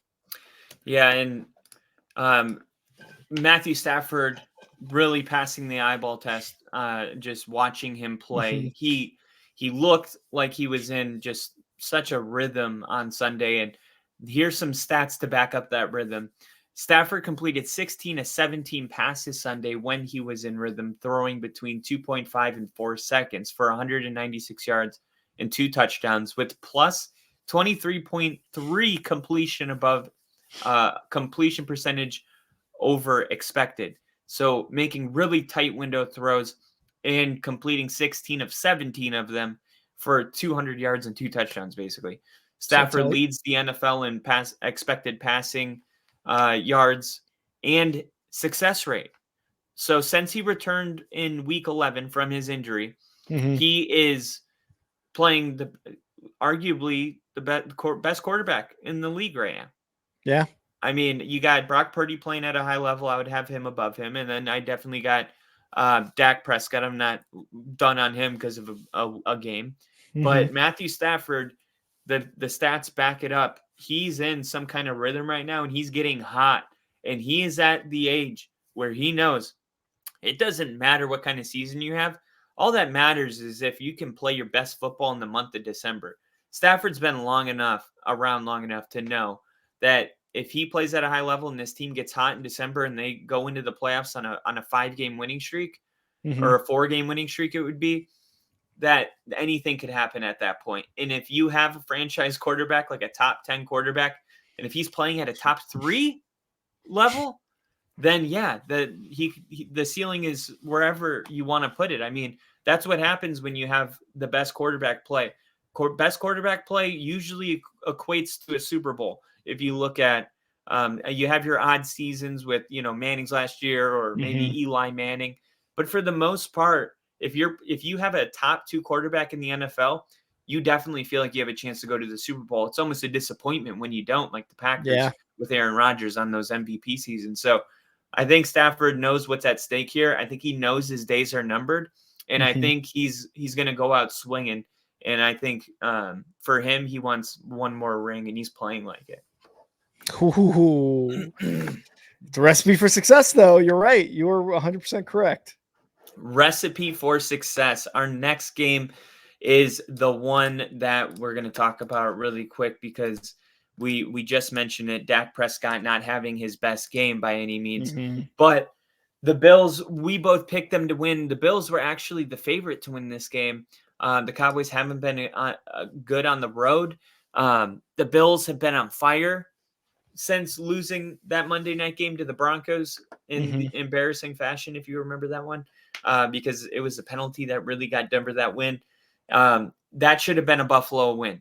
Okay, so they really what are we really looking at right now? We're looking at a Bills team that should be 4-0 since 5-0 now since that embarrassing game where they fired Ken Dorsey. So right now, I think the Bills have to be one of the scariest teams in the NFL, the way they're playing and what they've really done. I've seen a lot of videos on this. What Buffalo's done is they just put the ball back in Josh Allen's hand in all the important moments. Big 3rd down conversion, we're going to throw. 4th and 1, Josh Allen's running. You're seeing them using him a lot, and he's definitely put the Bills on his back. Dallas had no answer for Buffalo's pass rush as well. The Bills, not normally a team you think of with a crazy pass rush, at least not this year. But they swarmed Prescott in this game, and that's why the Cowboys were able to achieve only 14 first downs in the entire game compared to 28 for Buffalo. They controlled time of possession. They ran the freaking football. Yeah, they did. Where did that come from? I mean, you had Cook having an all-time like a career game, really. I don't know if he's ever had a game like it. Everything for Buffalo right now seems like it's clicking, and I think for Bills Mafia, they're definitely believing that they can win the Super Bowl. They're back. You got Josh Allen. You got this team playing good football, beating the Cowboys, beating the Chiefs, beating. They're going to win out. And they're going to be a playoff team that people aren't going to want to play. And they'll definitely win at probably a playoff game. Yeah, and Josh Allen in his post-game conference, he said, I feel like the kid in the group project that doesn't do anything but still gets an A. He had 9 completed passes, something like that. And it's 7 for 15, yeah. 7 for 15. Like, it's ridiculous because that's not usually what the recipe for the offense is for the Bills. But because James Cook had such a ridiculously good game, they didn't need to do much through the air.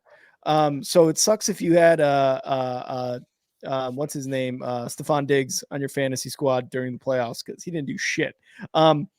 James Cook, 179 rush yards, a touchdown, 3 catches, 42 yards, and a touchdown. In the 4 games with Joe Brady as the offensive coordinator, Cook is averaging 21 touches, 141 yards per game. Buffalo has also averaged 171 rushing yards per game since Brady started calling games. So all of this stuff is really just a product of Joe Brady being able to say, you know what, we don't need to win it on Allen's arm, which is something that they've been trying to do the last 3-4 years. Instead, we have a good running back in James Cook. Let's use this fucking guy. And look what happens when you do that. All those yards, 2 touchdowns, like he's able to be that guy for the Bills. You don't need Josh Allen to be that guy when you have a guy like James Cook. You have Stephon Diggs, you have Gabriel there. And if you need them, fucking use them. But when you have a guy like James Cook against the Cowboys in this case, and he's doing as well as he has, don't abandon the run. Don't abandon giving him the ball. What is something we always say, Kyle, during streams? Get this guy the fucking ball in space. This guy can make something happen. That's what Joe Brady's doing. That's what Ken Dorsey failed to do as the offensive coordinator for the Bills. Now, the Cowboys on the other side. They were dominated again for the third time this season, and they looked bad. We're talking about the 49ers, this game, and even the Cardinals. They looked bad, right? Like way early in the season. I'm talking about like week 3, week 4, whatever it was. They looked like dog shit. They looked like absolute dog shit. Dallas is 3-4 on the road. They need to win the division for a home game in the playoffs. They absolutely need it. It is very essential for them to win it because on the road, they're 3-4. They averaged 21.7 points versus almost 40 points at home. They averaged 19 points against teams above 500. And that was just no different today against the Bills. So Dak Prescott and the entire offense, it looked rough. There was a garbage time touchdown by CeeDee Lamb in the last few minutes of the fourth quarter, and that's all they could do. The defense for the Cowboys looked just overmatched. Credit James Cook and credit the coaching staff for building such a great game plan against this Cowboys team. But the Cowboys, man, I think they really, really need to win this division in order to get that home game, because if they have a away game against a top team in the NFC, it might look just like this game. Yeah, dude. I think if anybody's being honest with themselves, they don't want to play Buffalo right now. Yeah, and true. For Buffalo, they're definitely going to win out. And you start looking and you're like, okay, well, is there a chance that because Miami has some tough games coming up, and one of those games, Buffalo's going to play Miami. So if they win out, what would be their record if they won out? They're 8-6 right now, so they would be 11-6. And Miami, that's a good record. Yeah, no, that's a great record. And then you have Miami, who's here they are. Miami's 10-4. So you got the loss to Buffalo, assuming, right? And Miami, I believe they have to play the Ravens now. So Miami loses to the Ravens, they lose to Buffalo. All of a sudden, Miami's a wild card team. Oh, yeah, holy shit, right? I mean, This is gonna get weird here. And Buffalo's definitely, they're gonna give Miami a run for their money. Miami, it's kind of like dun dun dun dun dun dun dun dun dun dun, like you got Dolphins coming for you. Yeah. So, all right. Let's see what games have we gone through. Here we go. We got one more. One more game. Is it the Sunday night football game? Nope. 49ers at the Cardinals. Oh, yeah. 49ers. Hell yeah. Okay. Brock Purdy, MVP. Dude, he looked great in this game. Did you hear what he said after the game? They asked him about MVP? Should he win MVP? He said CMC, right? He said CMC. He was literally Like, yeah, I think I heard Rich Eisen take on this, and I'm not even going to talk about the game. I'll let you do that. But I just want to talk about the Brock Purdy thing for a second, because Rich Eisen he's so well spoken. He was talking about how Cam Newton, who is a very respected quarterback in this league and won an MVP, but he was on his podcast and he called Brock Purdy a game manager. Such a stupid thing to say. Yeah, and and it seems like Cam, he has earned the right to talk about it. His opinion matters. He played football. I mean, we didn't.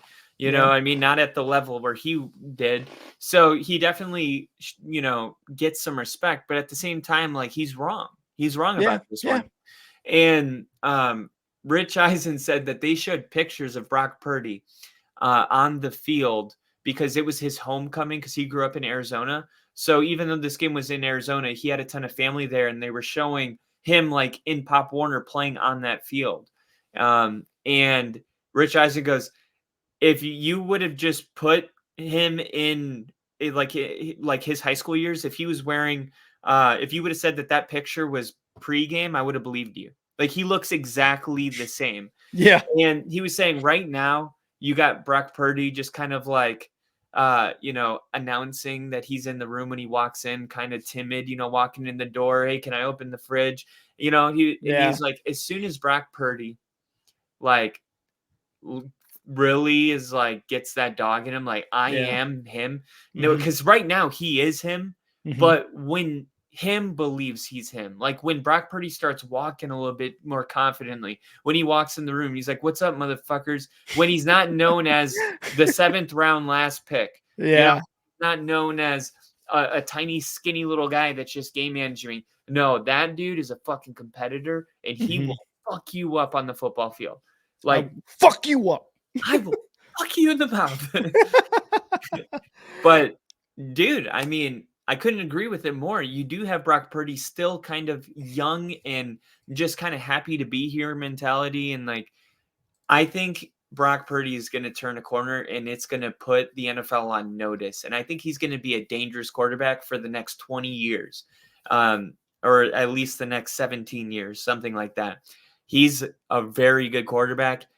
Brock Purdy deserves to win the MVP. I told this to Southpaw, I think, but I said Dak deserves it too.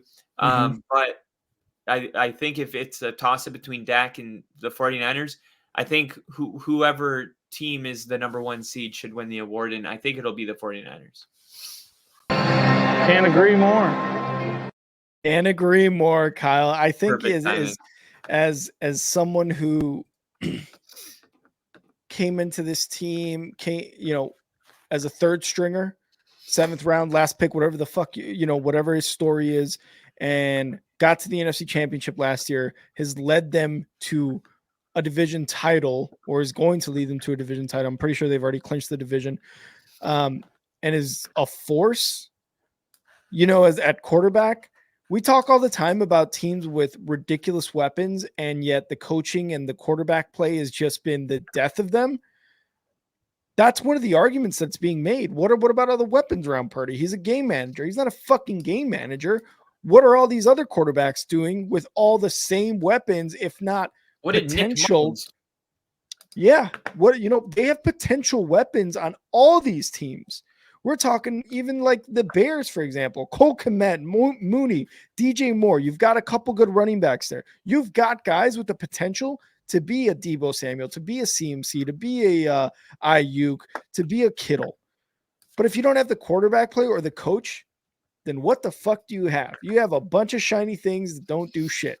That's exactly what you got. Purdy for MVP should not be something that Atlanta.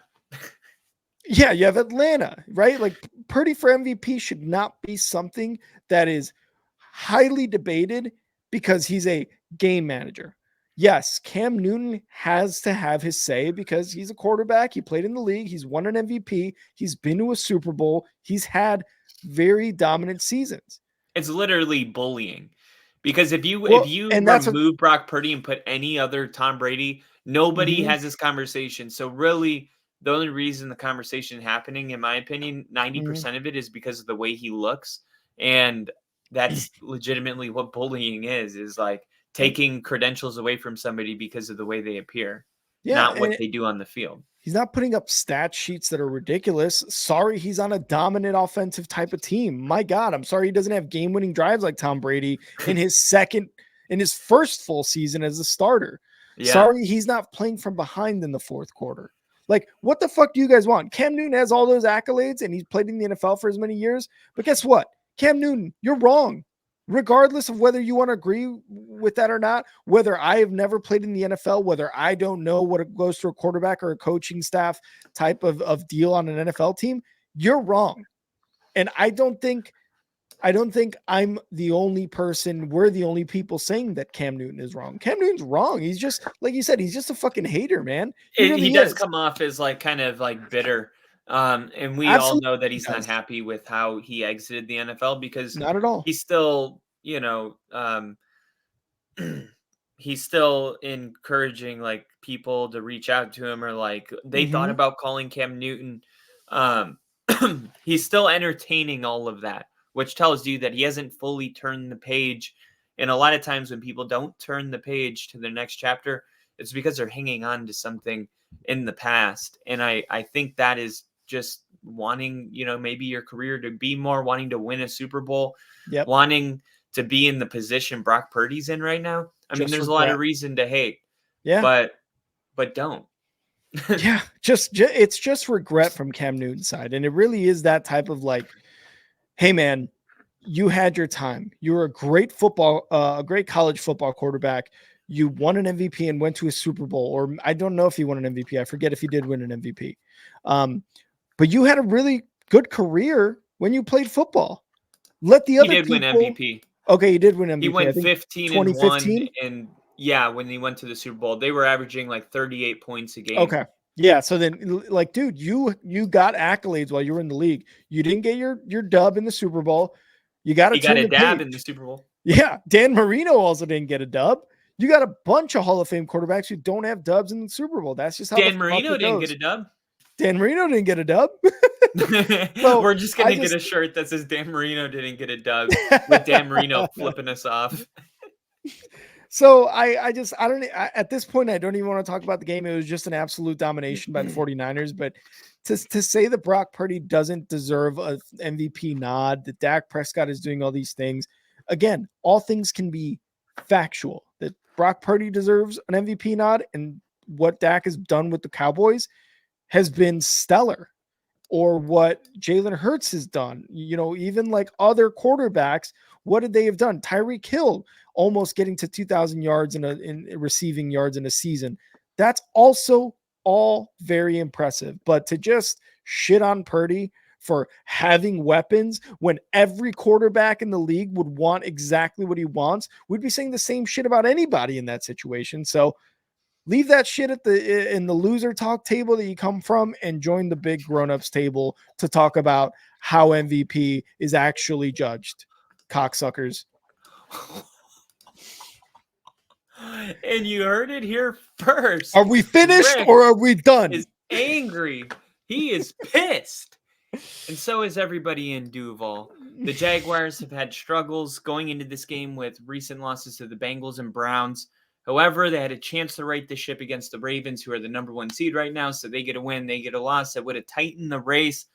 But based on how I saw them play, they'll be lucky if they even win a playoff game this year. Mm-hmm. Yeah, the Jaguars, man, that fumble from Trevor Lawrence when he was running the left side. What happened there? Trevor Lawrence, I think, since 2021 being the starter, has had the second most fumbles by a quarterback in the league. And it's just like, holy shit, he cannot protect the ball. We talk about Josh Allen and his kryptonite being the interception. For Trevor Lawrence, it's the fumble, man. He is just not he's just not able to protect the ball, and the Jaguars are suffering because of it. Yeah, I think when you look at this Ravens team, they're looking like the real deal. I mean, it still feels like I don't know. I don't want to say that they haven't been tested, because they're definitely battle tested, because they got the win against the Rams last week, and that was a really, really Yeah. good game, a lot of back Yeah. and forth. But the Jags are just making too many mistakes, man. Mhm. They reach Baltimore's 36-yard line or further on 4 straight drives at one point and came Mhm. away with 0 points. You go past the 36 4 times straight, by the way, and you come away with no points. Yeah, you had 2 missed field goals by Brandon McManus at 55 and 52 or something like that. It doesn't say. Mhm. But they were pretty far field goals. But at the end, that's on Trevor Lawrence. You can't throw that football. You cannot throw that Yeah. football. You Yeah. have to understand this is going in the end zone or it's going nowhere. Mhm. You just can't throw shallow of a touchdown in that Mhm. moment. And honestly, they shouldn't have even ran a play. There's no reason to. You have Spike that shit. less time than you have downs. You Mhm. just got a first down. Spike the ball. Go talk to Doug. Hurry up. Don't get a delay of game, but you can reset. And I just felt like that's something that you should all know at this point. Yeah. This isn't. You're not in high school. My high school quarterback did this in real life, and I mean, like that whole like where you have to rush up and spike the ball. And I remember I was surprised that I was like, oh my god, he must be nervous, because I was a freshman just watching, and I saw him run up and spike like do exactly what you're supposed to do. So if high school quarterbacks can do it, even ones that don't even go on to college, Trevor Lawrence can definitely do it, Yeah. and the Jags just they I had really high expectations for them, but once again, I said it in the recap. Trevor Lawrence is injured and he is a great quarterback. I mean, he is a franchise quarterback, a guy you Mhm. can build around. Clearly, something's not right fully with the fact that he's even playing in these games is mind-blowing, but they Yeah. haven't won any of them. So Mhm. maybe I don't know. I mean, you're not going to bench him obviously, but I Absolutely just not. No. I just don't know if he's at 100% right now. And if it's not as serious as that, then that's even more alarming because it's like, okay, then what is going on? To me, man, I still believe any team that gets a ticket to the dance in the playoffs, any team has a chance of beating Baltimore. I would not be like Baltimore. I got Baltimore winning against everyone, even though I have them, making the Super Bowl. I still like in the predictions may not take them. Right, Mhm. that's just my Super Bowl thing. Leave it, it's separate almost. If Mhm. if Denver plays Baltimore in the first round of the playoffs, I like it. You know what I mean? I'm not like Denver's going to get crushed. So there's still a part of me that does not fear Baltimore as a football team. Some of that might be Lamar Jackson only having 1 playoff win in his whole career. And Mhm. the other side of it is I watch Baltimore play and Lamar Jackson at times looks bad, man. Like Yeah. he doesn't just I don't know. He doesn't look as good as he did when he was an MVP. Mhm. He doesn't move around as well. He doesn't run as much. He throws some questionable balls. Um, Mm. I mean, you saw it with me. I mean, we were watching it together. I mean, we were like, "What is that?" How many times were we doing Yeah. that? Yeah. And I think there shouldn't be that many of those moments with the Super Bowl team. Yeah, there is times during this offense, like play calling and stuff like that, where I'm just kind of like, what was that supposed to be? Where was that supposed to go? Uh, just what? That's the big question. Is like what?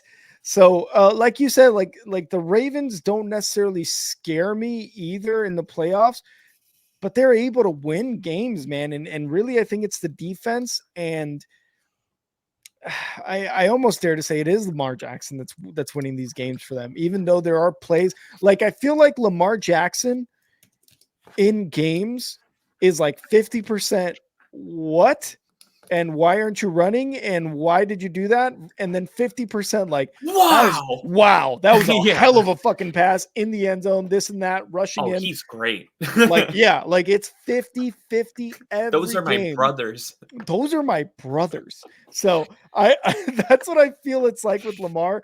And just week in, week out, man, it's just like, is that 50% going to be 49 on the wow or 49 on the what?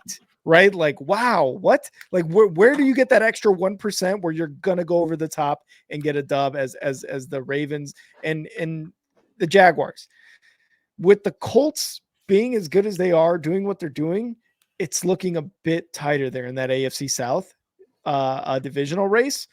So the Jaguars got to figure something out, and they got to figure something out quick. Are we going to bench Trevor Lawrence? Is Trevor Lawrence in these next 3 weeks going to get us that much better to a division title? And even if he does, we're not going to get the number 1 seed. We're not going to get a bye. Will he still be healthy in those 3 weeks and into the following week for a playoff?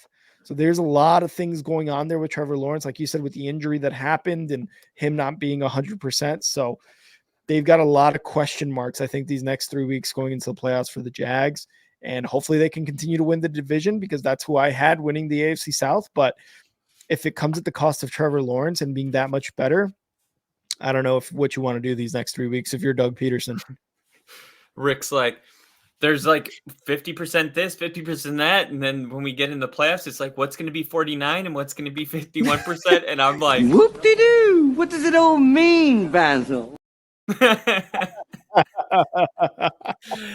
was our recap of week 15. Hope you guys enjoyed it. I know I did. Mm-hmm. Rick, what are we about to do? Just a little something that I think everybody knows. Kyle, we're about to go into our top 5, no debating. Top 5. Got top it. 5. Top 5. Kyle? Top 5. Top 5. Our favorite segment, and as you say every week, our most controversial, even though we've been agreeing a lot lately ever since you. Fuck you, Kyle. So in the beginning of the season, I had Cleveland in my top 5. It was probably around week 5. And exact words, fuck you. Impulsive. Didn't even mean it. But yeah, man, this has changed a lot this year. And I know mine has changed a lot today. So let's get right into it. You started last week, right? No, you started last week. So I will start this week. Okay. My number 5 in our top five going into week 16 is going to be the Cowboys. The Cowboys take a tumble going into week 16. Mothers. You want to talk mothers? They looked bad, man. They looked really, really bad. And yes, it's the Bills. Yes, it's their 4th loss of the season. And really their only other time that they get dominated this season.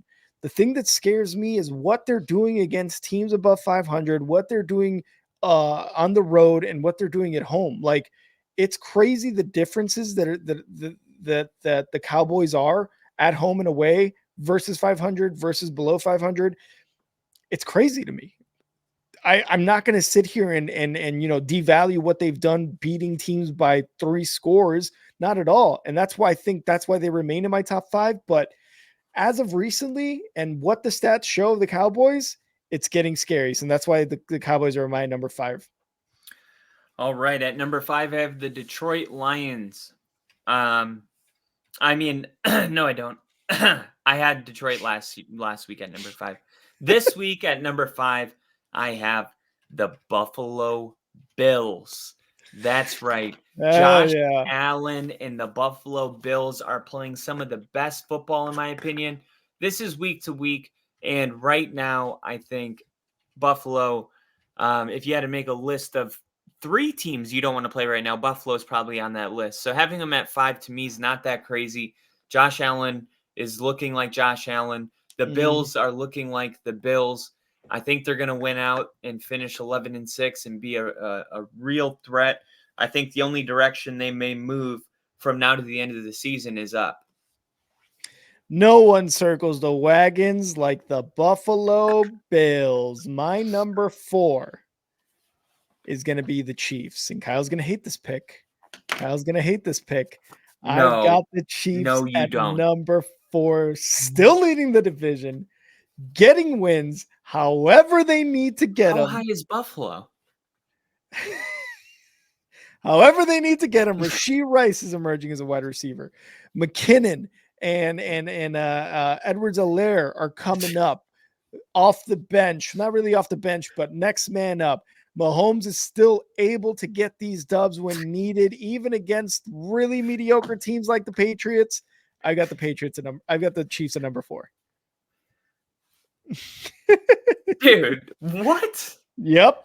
Are you serious? Absolutely. Absolutely. All right. I can't wait to see where Buffalo is. All right. At number 4, I have the Detroit Lions. The Lions are playing great football. They're the most talented running back in the NFL duo. You got Montgomery mixed with Jahmyr Gibbs. They're looking great. They had a great bounce back win. Sam Laporta is making history this year. He's a real threat. You had all those turnovers in previous weeks. I was not where Detroit never left my top 5 because I didn't worry about it as much because they were losing games, but they were turning the ball over so much. It's like, okay, once you stop the turnovers, you'll start winning again. And they did. They didn't have a turnover, and they dominated that game. And defensively, they played really, really good, flying around the ball. Young playmakers everywhere. Aiden Hutchinson is a game wrecker. This team has the potential to all of it. So Detroit, number 4. And Detroit's actually going to be my number 3 on my top 5 here. All the things you said. Yeah, Buffalo at 2. All the things you said about the Lions. Jared Goff not giving the ball away. They can clinch the division week 16 if they beat the Vikings with Laporta there, with Jahmyr Gibbs and David Montgomery, with Jared Goff not turning the ball over. This can very much be week 16 Lions clinching the division and getting a home playoff spot. So I've got the Lions at my number 3.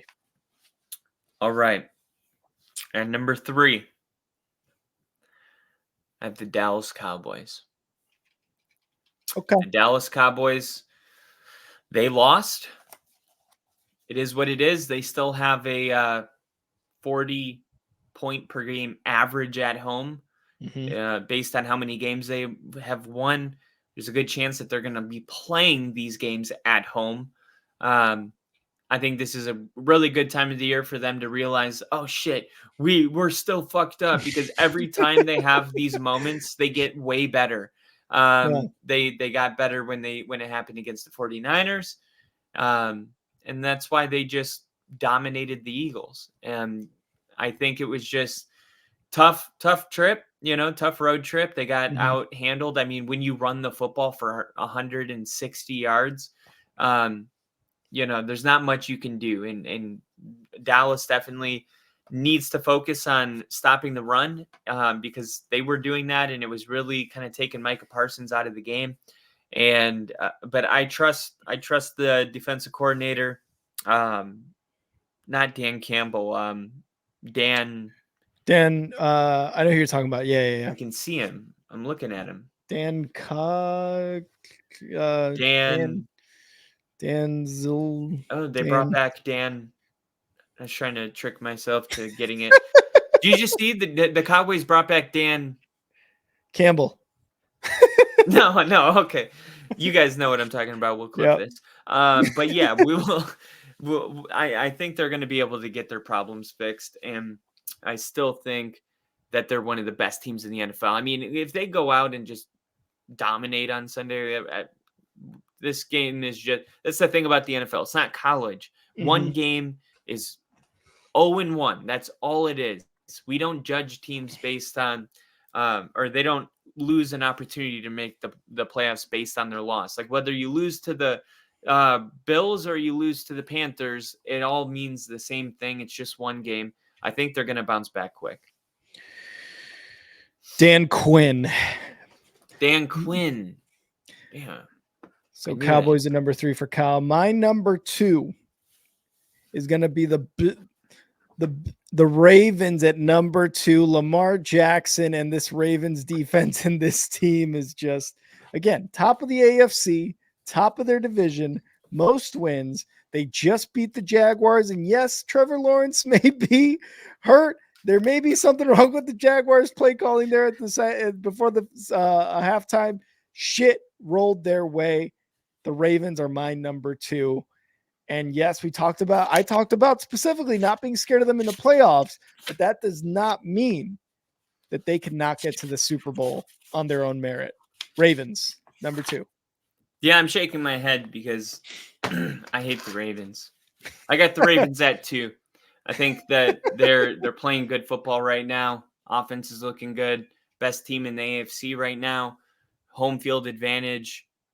Great environment for playoff football. Insanely good fans. It's going to be hard to beat Baltimore in the playoffs if they're going to be at home for all of their games.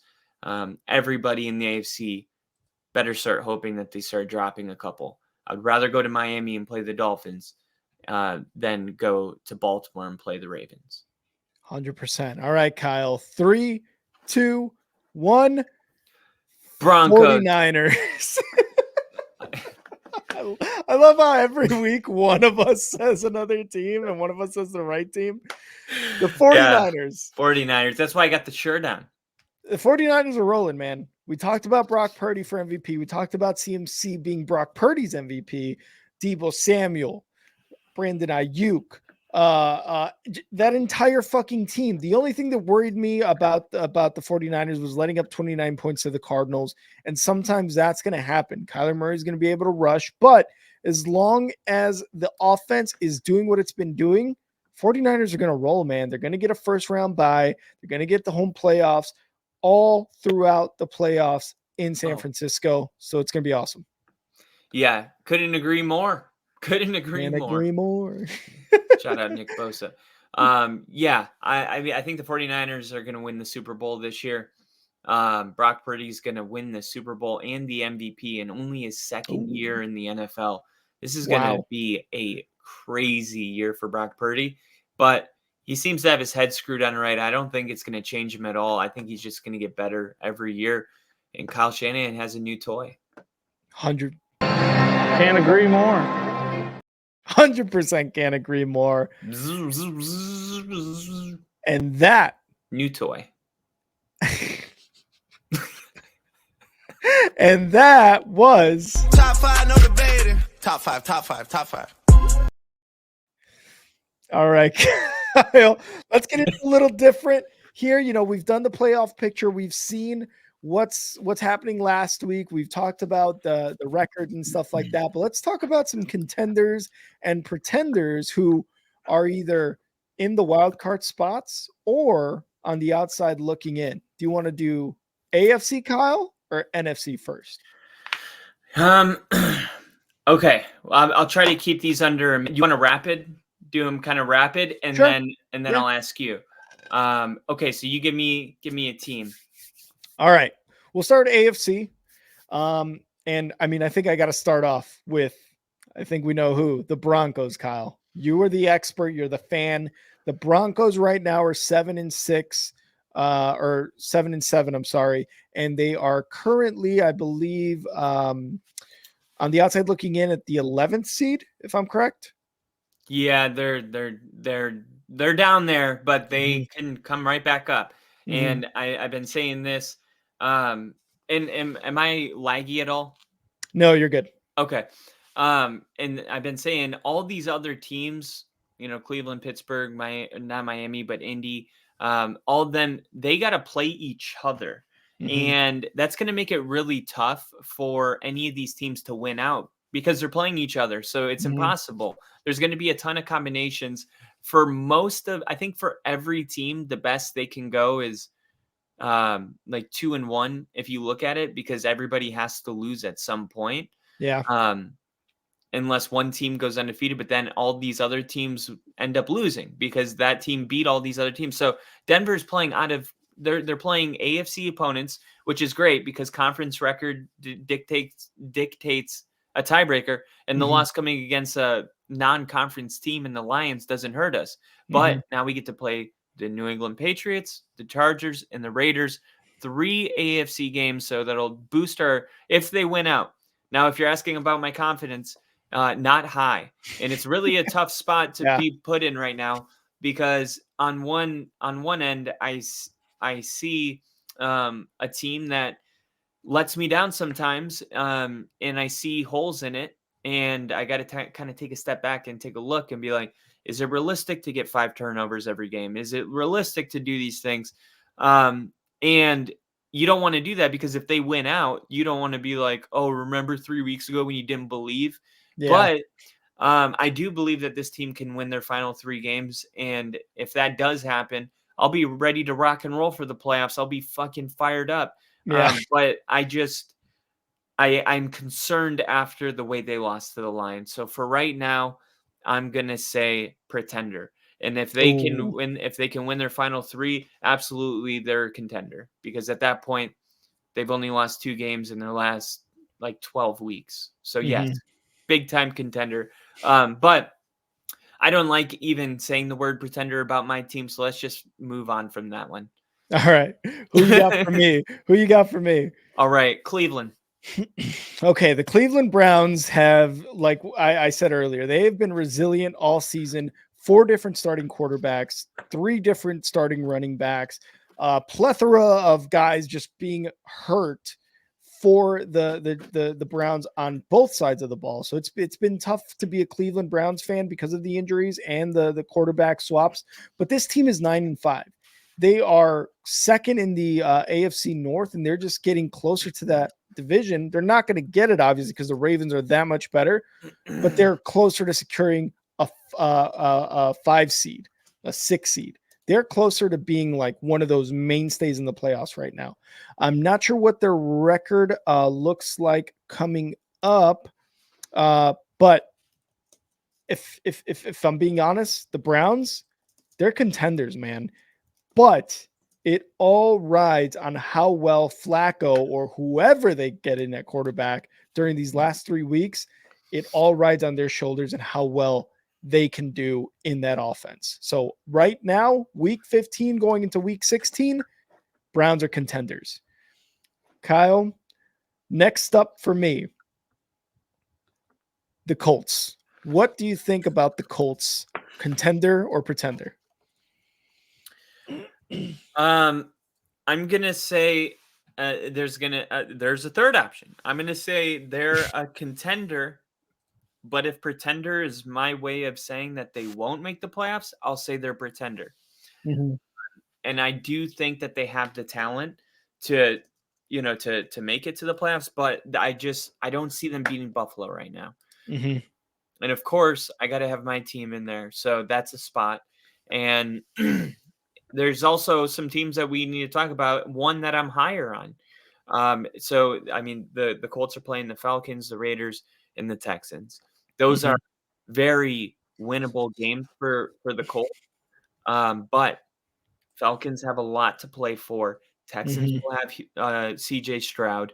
I do think somehow they find a way to finish the season 1-2, and I do think that's going to push them out. But getting Anthony Richardson back next year, this team, if Anthony Richardson is the real deal, I'm telling you, timestamp this moment, because if Anthony Richardson, if the Colts somehow make the playoffs, by the beginning of next season, off-season chatter is going to be the Colts as a dark horse Super Bowl team. I like it. I like it.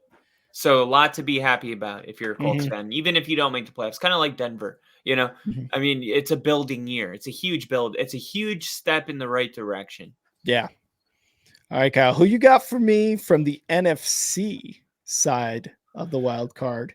All right, the NFC, the Rams. All right, the Rams. Okay. The Rams have been playing amazing lately. Now, they are currently the 7th seed, and they've got New Orleans next week, who New Orleans is also playing for the divisional side of things to get into the playoffs. The Rams have done outstanding things as of late. Matthew Stafford has just been like re-energized, it seems like, but it all started, I believe, with Kyron Williams and him coming back from injury. You had Puka Nacua, you had Cooper Kupp there the entire time, and yet there were still some like roadblocks for this offense to kind of get rolling. And, as a product of the offense not really rolling, the defense kind of lacked a little bit of that Super Bowl defense that you had there, right, with Aaron Donald and Von Miller. But as of late, Kyron Williams is scoring touchdowns and rushing for big yards. Puka Nacua is still shining as a rookie wide receiver. Cooper Kupp is still being his same veteran self, the same guy that Matthew Stafford can rely on. And Matthew Stafford is looking like Super Bowl Matthew Stafford. So this team offensively is looking amazing. The defense is the only thing that kind of worries me. They let up 20 points to who was it that the Rams played? The God, who was it just now? I was looking. Oh, the Arizona, or not Arizona. No, not the Cardinals. It was the Rams played the Commanders. The Commanders. Yeah. 20 points to the Commanders, and that was with Jacoby Brissett coming in mid to late game, right? So that's the only really thing that worries me is how much can this defense handle from playoff teams moving forward. But as of right now, I've got the Rams as a contender, man. They're not going to get the NFC West, obviously, because of the 49ers, but the Rams can absolutely get into the playoffs. And as a 7th seed, yeah, I think I would say either a 6 or 7 seed because Philly's got that 5th on lock. And all right, Kyle, for you from the NFC side, we're going to stick with an NFC North foe, something that you have a little soft spot for. What about the Packers? Is the Packers a contender or a pretender? You know, it's messed up that you put me on this one. I had the Packers as being contenders. Ooh. The Packers are not. I mean, look, after they beat the Chiefs, I thought they were going to win the rest of their games. Clearly not true. But yes, Baker did have a career game. And they are without Christian Watson, who when he was on the field, they looked a lot better. So I do think it's a big deal. If you needed a bounce back game, the Panthers are the perfect team on Christmas Eve. I think they beat the Panthers, and then I think they go into Minnesota and get that win, and then they're closing out, of course, with the Bears. But based on these last couple games, I'm going to say right now they're a pretender. If you don't beat the Giants and you can't beat the Bucks for whatever reason, whether it's injuries or not, having a reasonable injury list is part of making the playoffs. Like that is not something we are like, oh yeah, but if they were healthy, it doesn't matter. Yeah. If you're not healthy and you don't have your stars and you're losing football games to teams that are either under 500 or barely 500, then I'm going to say that you're a pretender. Even though 2 weeks ago I had this team winning out, I'm kind of shocked. Yeah. Love it. And okay, the last one for you. It's actually an AFC team, but I didn't want to skip it. The Bengals. Okay. The Bengals. Oh man, this is a tough one too because you got a 37% chance to make the playoffs right now. Okay. They have a big game coming up next week. They got it against Pittsburgh. And that's, other than conference, that's another divisional opponent tiebreaker they can have. And the Browns are still ahead of them in the playoff seeding. I did not expect the Bengals, or actually I did not expect the Browns to be where they're at. I actually had the Bengals earlier this season as one of the teams that was going to make a playoff push. Obviously, that was before the Joe Burrow injury too, because I expected after his injuries that he came back even better. But now he's done. It's Jake Browning. That's who the guy is for the Bengals. They seem to be in a sweet spot right now. They're winning 3 in a row. They've got the Pittsburgh Steelers next week. But on the other side with the Browns, they've got Houston next week, who's also playing for a playoff spot. Pittsburgh, I think they're pretty much done. I think the Bengals can get a win, and I think they're going to lock up the number 6 seed. I got them as contenders. I've got the Bengals and the Browns as contenders going forward in these playoffs. Okay, so I think we had about half contenders, half pretenders. I love it. Did you want to do one more team, or could we move on? All right. Do you have one? Yeah, I got one more, and this is one that's I'm a little closer to, and that we were both a little closer to. The Seahawks. The Seahawks just came off a big win against the Eagles, and the Eagles look very beatable, and they have looked very beatable the last few weeks. But the Seahawks are in a tough spot. because while they were looking good in the season, right now it's starting to look a little bad for Seattle. They're 7-7 and they're the 8th seed. So Kyle, the Seahawks, what do you got? I'm going to say too little, too late. I think the Seahawks, that is the kind of win that they needed in order to kind of catapult them forward. Mm-hmm. You know what? Oh, Contenders. woo, shit! The Seahawks are a the flip. contender. And it's because Green Bay's playing the way they are. Like, they had the door closed on them. Not only did they get that win against the Eagles, but then you had other NFC teams opening the door by taking losses to teams that shouldn't be losing to. So, yeah, the Seahawks, if you beat the Eagles and the other teams that are having a similar record are dropping to, the Giants and the Bucks, who am I to keep this team out? They showed that they can beat the best in their conference, one of the best teams in their conference. Yeah. Debatable if they're top 5 in the NFL right now, but definitely a top 3 team among most people in the NFC in the Eagles. So you get that win, that catapults, anything can happen now that they got that win. But I don't have the remaining schedule. I'm just going to pull it up really quick because I think it's really important. I know they played the Seahawks twice or the 49ers twice.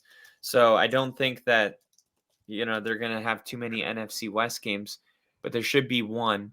Yeah, they got the Titans, the Steelers, and the Cardinals. So there's their one conference game or division game. I think they beat the Titans. I think they beat the Steelers, and I think they beat the Cardinals. They're gonna win out. They're gonna win out. Now, if they do lose to the Titans or Steelers, I mean, it's the NFL, dude. I mean, I look at these games and I'm like, yeah, they went out. But I said that about Green Bay, 2 weeks ago, and they haven't won since. So I mean, it's easy to say they should win out, but after the Eagles game, I'm going to say they should win out. But whether they do it, we'll find out.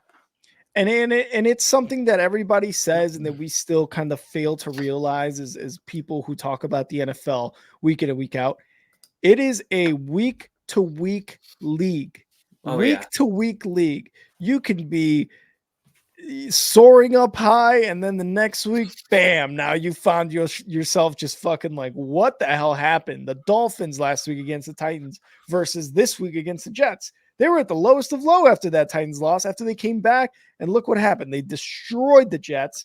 And even the Lions, for example. I'm sorry to bring that up, but just team after team, the Bears, it just happens. So it's a week-to-week league, but it's always so exciting to talk about. It is, and we're getting to that time of the year too, where people are going to need a little bit of help. All of a sudden, Bronco fans are cheering on freaking Dolphins to beat the Bills, and Bengal fans are wearing Steelers. No. But they're cheering for the Steelers. Like, we need the Ravens to lose. Like, it's getting to the weird time of the year where we're gonna put on multiple hats, all in the pursuit of our team getting in. Definitely. So. All right, Kyle. Well, let's get to the little chives. Little chives with Kyle. Kyle, what you got for us? All right, I thought it would only be fitting that my chives would be a little cherry on top to the contenders pretenders segment we just did. So here it is. Playoff picture entering week 16. This is chance percentage of making the playoffs. Right now, of course, the Bengals and Colts. Bengals 47%. They're the 6th seed right now. So not even a 50% chance of making the playoffs, and they're the number 6 seed currently. And then the Colts are at 56. And you have, for the 49ers, 100%, Cowboys 100%, Lions 99%, Bucks 73%. That's pretty surprising considering that division's kind of close, but 73%. Eagles 100%, already clinched. Vikings 54%. Rams 52%. So based on these, percentages, they're saying the playoff picture isn't going to change. I think it does. And then who's on the bubble? The Texans, Bills, and Broncos. 53% for the Texans, 60% for the Bills. Only a 24% chance And then if they win, it'll go to 30 for Denver. If they win, it goes to 32. If they lose, they have a 3% chance of making the playoffs. Of course, they cannot afford another loss, but there's plenty of scenarios. Keep in mind that the Chiefs are going to play the Bengals. The Colts are going to play the Raiders. The Seahawks are going to play the Steelers, especially if the Seahawks are doing good. That could help us a lot, get that Steelers win or get that Steelers loss. And then week 18, you got the Bills playing the Dolphins. Miami wins that game, I think. The Ravens play the Steelers. Steelers lose that game. So I do think based on like all these other games that are going to be happening, we're just going to be quietly in the corner taking on the Raiders while, the Steelers are getting destroyed by the Ravens. Now, hopefully the Ravens, and I do believe they will be playing for something week 18, because I would hate for the Lamar to be resting and the Steelers get the win. And then, but considering the fact that Miami is playing the Ravens the week before, I doubt anyone's going to be in any kind of shape to rest this entire year. With the way the AFC is right now, I don't think anyone's resting this entire season. Love it. And we've got an added chives. We've got Bill's chives. More restaurants should have tater tots as a side option. I could not agree more. You throw that on a presidential bid, election, whatever, and I'm voting for that guy, Bill. Like with that spicy mayo, kind of like a siracha mayo with cheese and like so crispy. So crispy. I like it now when we're talking about tater tots. and Bill? Can't agree more. Can't agree more. Thank you guys so much for tuning in to today's Week 15 recap. Kyle and I went over all the games. We talked about our top 5. We even talked about some contenders and pretenders. Thank you guys for everyone. Bill, Angel, we had E-Dub, we had Crafty, we had Sports All Day. We had all these people in the chat today making conversation, liking the stream and everything. So we appreciate you guys. Kyle's over there in a weird lighting. I love it. He's being transported up to a spaceship by an alien. So I will learn what Brock Purdy was injected with at the age of 3. So thank you guys again for liking it, commenting, and please share it. Please subscribe. Tell your friends, tell your family. We're almost at 500. We are so close to memberships, to super chats, to all sorts of cool perks for you guys, the fans of the Only Football Podcast. So go follow the Only Football Podcast page on X at Only Football KR, and you could go follow me on X at And Now Rick. Kyle, where can they go follow you on X? You can follow me at FTBLONLYPODCAST. As always, please like and share the podcast with all of your friends. We are growing. We're almost up to 460. Our shorts are doing well. Just channel in its entirety I love what it's becoming, and I just appreciate all the late nights that Bill, would just when I was when you were on deployment, and I would be doing an hour episode and Bill would just be in there, just engaging, pulling us through to get to these, days where there's football on and you're back. And, it's really the people that keep you going. So thank you guys. Yeah, Bill, definitely go watch more of the shorts. We have a ton of fun making them, and they're very hilarious and they're awesome. And remember, you subscribe to our channel, you're supporting a couple Navy vets. So, we appreciate that. And we just love all the love you guys give us.